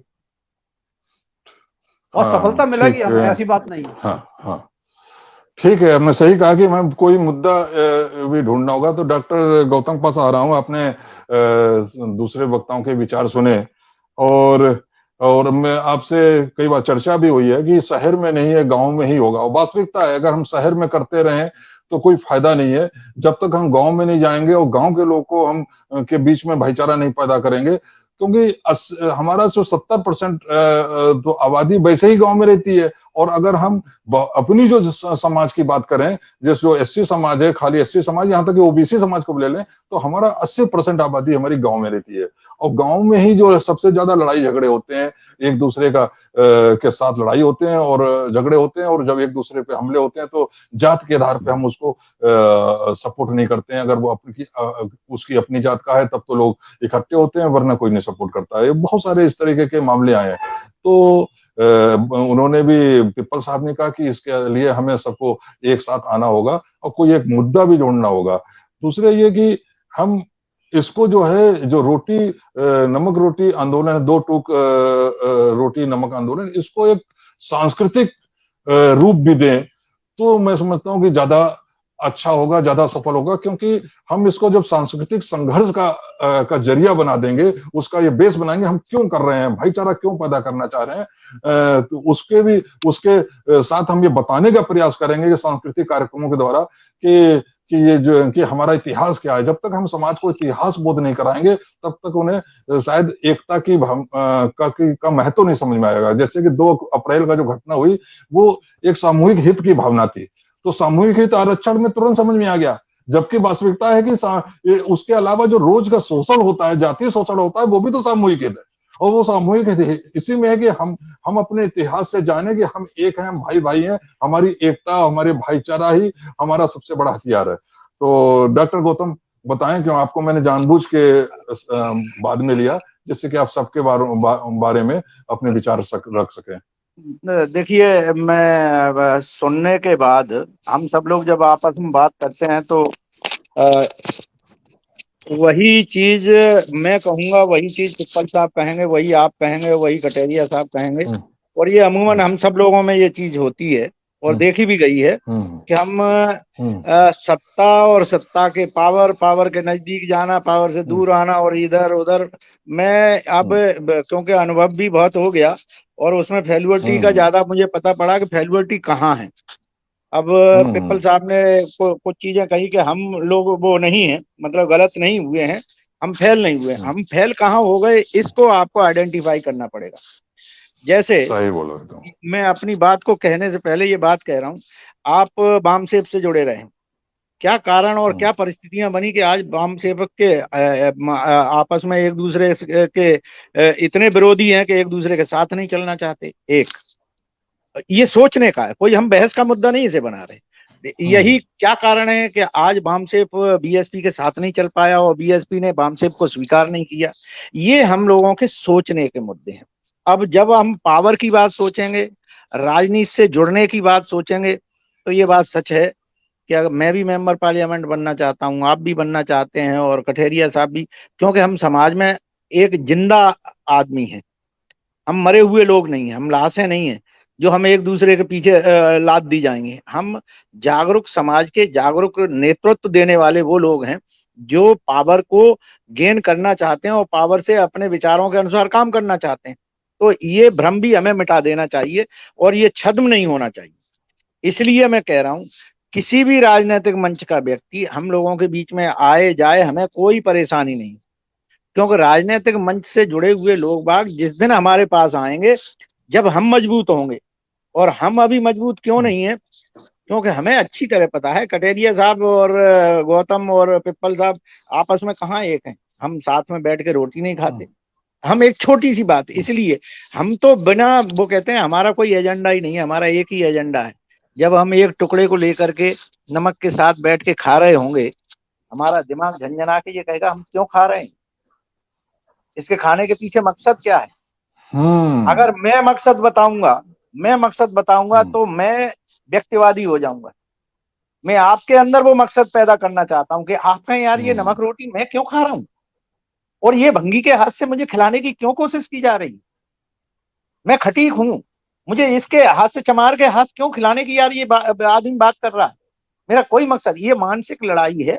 और इसमें सही है कटहरिया साहब, आपने मेरी बात को बहुत तवज्जो इस बात के लिए दी कि इसे हमें कल्चरल बनाना है, इसे सांस्कृतिक आंदोलन बनाना है। हमें इसे राजनीति से बिल्कुल ना, हमें राजनीति से परे रखना है, ना राजनीति को इन्वॉल्व करना है। हमें तो सिर्फ इतना कहना है, देखिए आज की तारीख में राम मंदिर इशू बना, उन्होंने एक हिंदुओं ने कहा कि राम मंदिर, ठाकुर बामन बनिया सब इकट्ठे राम मंदिर। ठीक उसी तरह से एट्रोसिटी एक्ट, सब चमार चूड़े भंगी जो भी आप जातियां दे लीजिए अछूतों की, सब इकट्ठे। तो ये चीज को अगर आपने पैदा किया तो नहीं आप चल पाएंगे। आप कांशीराम जी के आंदोलन के साथ में जितना नजदीक से आप लोग जुड़े हैं और हम जुड़े हैं, और आज अगर हम उसका मंथन करते हैं तो कहाँ कमी हुई उस पर सोचते हैं, और सोचते हैं कि अगर ऐसा ना हुआ होता तो वैसा होता। हम भी इस बात को कह रहे हैं कि जब भी हम पावर के बीच लड़ाई लड़ेंगे तो अडवाणी भी आएंगे बीच में, और मिश्रा जी भी आएंगे, और अटल जी भी आएंगे, सब हमारे साथ में। हर तरह के खान पान और वो सब चीजों की बातें होंगी। ये पावर और पावर के नजदीक के रिलेशन है। जिस दिन भंगी के हाथ से रोटी का टुकड़ा आप अपने मुंह में रखेंगे, पंडित जी अगर आ करके हमारे साथ हैं और वो कहते हैं मैं ये करूंगा, चल भाई कर। तेरे शंकराचार्य ने तो आज तक अफसोस नहीं जाहिर किया, जब तो उसे माफी मांगनी चाहिए सार्वजनिक तौर पर कि सदियों से जो शोषण ब्राह्मण के नाम पर हमने किया इस देश में इन गरीबों वंचितों के साथ में, इसके लिए हम अपने आप को दोषी मानते हैं और इस कलंक को मिटाने के लिए खुद को समर्पित करते हैं। लेकिन वो कब करेगा? जिस दिन आपके, हम 85% की बात नहीं कर रहे, अरे जिस दिन हम शुरू कास्ट के 20% एकजुट एक बात के ऊपर इकट्ठे हो जाएंगे, और वो बात हमारी होगी no untouchability. No untouchability. Act वैक्ट गया तेल लेने। आज सुप्रीम कोर्ट के जज, आज हाई कोर्ट के जजेस, आज सब लोग इस बात के लिए चिंतित हैं कि इस देश में जो कोरोना वायरस आया है, अब कुछ लोग ढूंढ रहे हैं कि इसमें भगवान कहीं मिल जाए, लेकिन ज्ञान और साइंस की बात को चुपचाप जाकर के अपने वो लगवा लेते हैं टीका, और आकर के गौमूत्र की बात करते हैं। कोई किसी की बात करता है, कोई किसी की बात करता है। ये सिर्फ क्यों? हम अनपढ़ लोगों को बरगलाने के लिए। तो मैं इन सब चीजों को मानसिक मंथन के लिए, और एक बात और मैं अपने साथियों के साथ में मैं शेयर करना चाहूंगा, एक व्यक्ति परिपूर्ण नहीं होता है, और हमारी फेल्युअरिटी का कारण है, हमारी राजनीतिक फेल्युअरिटी का कारण है कि हम व्यक्ति पूजा के पीछे खड़े होते हैं। यही हमारा कारण बना बामसेफ के पीछे खड़े होने का। बामसेफ नहीं बना, बामसेफ बना कांशीराम, बामसेफ बना फलाने राम, बामसेफ बना। अगर यही बामसेफ बना रहता तो वो सिद्धांत की लड़ाई लड़ता। अब ये व्यक्तिवादी जब वो है, और यहाँ पर भी हम इसलिए नहीं चाहते कि जातिवादी व्यक्तिवादी हमारी सोच बिल्कुल नहीं होनी चाहिए। इसलिए जब हम लेके चलते हैं कि एक व्यक्ति के पास ज्ञान का पूरा पुंज नहीं है, कुछ हमको मिलेगा पिप्पल साहब से, कुछ मिलेगा कटहरिया साहब से, कुछ मिलेगा वाल्मीकि समाज से, कुछ मिलेगा खटीक समाज से, कुछ उससे। हम सबके थोड़े थोड़े वो विचार जिसमें वो ऐसी एक मूर्त बनाएंगे जिसमें सबकी झलक मिले देश और समाज के लिए लड़ने के लिए। और रहा प्रैक्टिकल के तौर पर, देखिए उत्तर प्रदेश का 22 का इलेक्शन है। आप इलेक्शन में अपना नेता नहीं कहीं वो कहोगे ना कि मेरा जात का ये लड़ रहा है, वो जात का ही लड़ेगा, आपका नेता नहीं लड़ेगा। आज आप रमाशंकर कठेरिया जी के ऊपर आप आक्षेप लगा दें, मायावती के ऊपर आक्षेप लगा दें, किसी के भी ऊपर आक्षेप लगाएं, क्या हम लोगों में इतनी हिम्मत है कि हम अपने सब भाइयों को इकट्ठा करके, क्या आगरा से चमार या भंगी कोई चुनाव जीत नहीं सकता है, लेकिन हम में आपस में यूनिटी नहीं है। क्यों नहीं है? क्योंकि हमने अपनी छोटी सी जरूरत को भी छुपा के रख लिया है। हम मौका परस्त हो गए हैं। आज हमारे लोग ऐसे गवर्नर हैं, ऐसे राजनीति में आगे लोग हैं, जिनकी चाटुकारिता का उदाहरण अगर दे दो तो खुद शर्मिंदा होने लगते हैं कि यार ऐसे भी नेता होंगे, ऐसे भी बिके हुए। और आज तो बड़ी शर्म की बात है, इस देश के राजनेताओं की इतनी नपुंसकता की भीड़ आ गई है कि मानवता की कोई बात ही नहीं कर रहा। अशोभनीय व्यवहार हो रहे हैं, अमानवीय कृत्य हो रहे हैं, अप्रशासनिक संविधान विरोधी काम हो रहे हैं, लोग फिर भी अपने चुपचाप बैठे हैं और अपने गुणगान कर रहे हैं। खैर, ये बात वो दूसरी तरफ चली जाएगी, मैं इस पर ज्यादा नहीं टिप्पणी करना चाहता। मैं सिर्फ अपनी बात को अपने उसमें दायरे में ही केंद्रित रखते हुए कि मैं लोगों के अंदर बैठे हुए अछूतपन को बाहर निकाल के मानसिक तौर पर इस बात के लिए झकझोरना चाहता हूं कि भाई, तुम आपस में खान पान में नहीं जुड़ोगे तो खानदान में क्या जुड़ोगे? हम अपना एक जाति तो बना लेंगे, जमात हम कैसे बनाएंगे? तो ये सब चीजें वैचारिक तौर पर बहुत हो गई, प्रैक्टिकल तौर पे होनी चाहिए। और इसमें कोई दो राय नहीं है। अगर कोविड का ये वो नहीं चल रहा होता तो आप सब लोगों को पता है कि हम इसको लॉन्च भी कर चुके होते इस आंदोलन को। बहुजन भाईचारा मैत्री मिशन कोई हमारा आंदोलन नहीं है। बहुजन भाईचारा मैत्री मिशन हमारा कोई आंदोलन नहीं है। हम ये चाहते हैं बहुजन भाईचारा मैत्री मिशन हर वंचित व्यक्ति का आंदोलन हो, उसका गोल हो, अचीवमेंट, हमें इसे अचीव करना है। हमारा आंदोलन है सूख रोटी नमक आंदोलन, कि हम भाईचारे को पाने के लिए आपस में मिल बैठ के, क्योंकि हमारे पास में लड़ुआ पेड़े खाने के लिए पैसे नहीं है। हमारे पास, हम इतने गरीब हैं कि हम एक टूक और नमक के साथ में बैठ करके शपथ लेंगे इस बात की। ये हमारा संकल्प और शपथ होगी कि हम अपने समाज को एकजुट बनाने का प्रयत्न कर रहे हैं। और अगर हम वो कहते हैं ना 0.000001% भी अपने काम में सफल हो पाए तो बहुत कुछ कर लेंगे। 133 करोड़ की पब्लिक में हम कम से कम 35 करोड़ वंचित समाज के लोग हैं, और वंचित समाज के लोग एकजुट जब होंगे तो ओबीसी भी आप पर भरोसा करेगा, माइनॉरिटी भी आप पर भरोसा करेगा। हम उस 85% के राजनीतिक समीकरण को और लोगों के लिए और राजनेताओं के लिए और समाज के लोगों को छोड़ते हैं। हम तो अपने 20-25% लोगों को एक दांत रोटी, वो कहते हैं एक दांत रोटी वो कौन सा तोड़ के खाते हैं, को मुहावरा है, उससे हम जोड़ना चाहते हैं। और ये टूक रोटी नमक के आंदोलन के लिए अगर अपने जीवन में कुछ हम कर पाए, क्योंकि हमें पता है कि हम सब लोग किस उम्र के दौर में चल रहे हैं, इस दौर में जो कुछ हम अपने समाज के साथ छोड़ के जाएंगे, अगर हमने अच्छा किया तो लोग आपको याद करेंगे और आपके चेहरे पर मुस्कुराहट होगी। और अगर आपने ये गलत सोच के सत्ता के लिए ये किया तो उसके लिए हमसे बुरा कोई व्यक्ति नहीं होगा, अपमानित भी समाज बहुत करेगा। और ऐसा लोगों का अपमान भी हमने देखा है, बहुत से लोग मंत्री बने और अपमानित रहे। तो उस तरफ हमको नहीं ले जाना है। हमें समाज को कहना है कि भैया तुम आपस में रोटी करो। हमारे को एक शब्द जोड़ दिया जाता है, रोटी बेटी, ये गलत बात। हमारी बेटी हमारी बधुआ नहीं है, हमारा बेटा हमारा गुलाम नहीं। वो जिस समाज से जाए, जिसे वो लड़की पसंद करे, जिसको वो लड़का पसंद करे, हम उनके साथ में अपने रोटी बेटी का करेंगे, वो बेटी का करेंगे। हम तो सिर्फ रोटी की बात कर रहे हैं। क्या हमारे घर में काम करने वाली या सड़क पे काम करने वाली हमारे किचन तक आ सकती है? हम ब्राह्मण के किचन में घुस के चाहते हैं कि वो हमें बिठा के ये बात करे? हम सिर्फ यहाँ तक ही अपने को सीमित रखना चाहते हैं। और आप सभी लोगों से ये उम्मीद करते हैं कि मेरी बात को आपने समझने का प्रयत्न किया, बहुत अच्छा। अगर नहीं समझ में आया, मैं पुनः इसी बात को अपने तरीके से और मैं तो ये चाहूंगा कि हम लोग, जैसे कटेरिया साहब आप हैं, पिप्पल साहब हैं, बहुत से आंदोलन की कड़ियां हैं जो आपने अभी बताया ना कि नीड, और वो कौन सा वो एक फॉर्मूला, उस फॉर्मूले को जो हम पिप्पल साहब से ले सकते हैं। आप एक वो जो कल्चरल प्रोग्राम जो करते हैं उनसे हमें, देखिए, हम अपने आप में कोई महान व्यक्तित्व नहीं है और न बनना चाहिए। आज की तारीख में बहुत से अंबेडकर बने हुए सड़कों पे घूम रहे हैं। हर व्यक्ति देखो आंदोलन से जुड़ा हुआ अपने को अम्बेडकर मान के चल रहा है।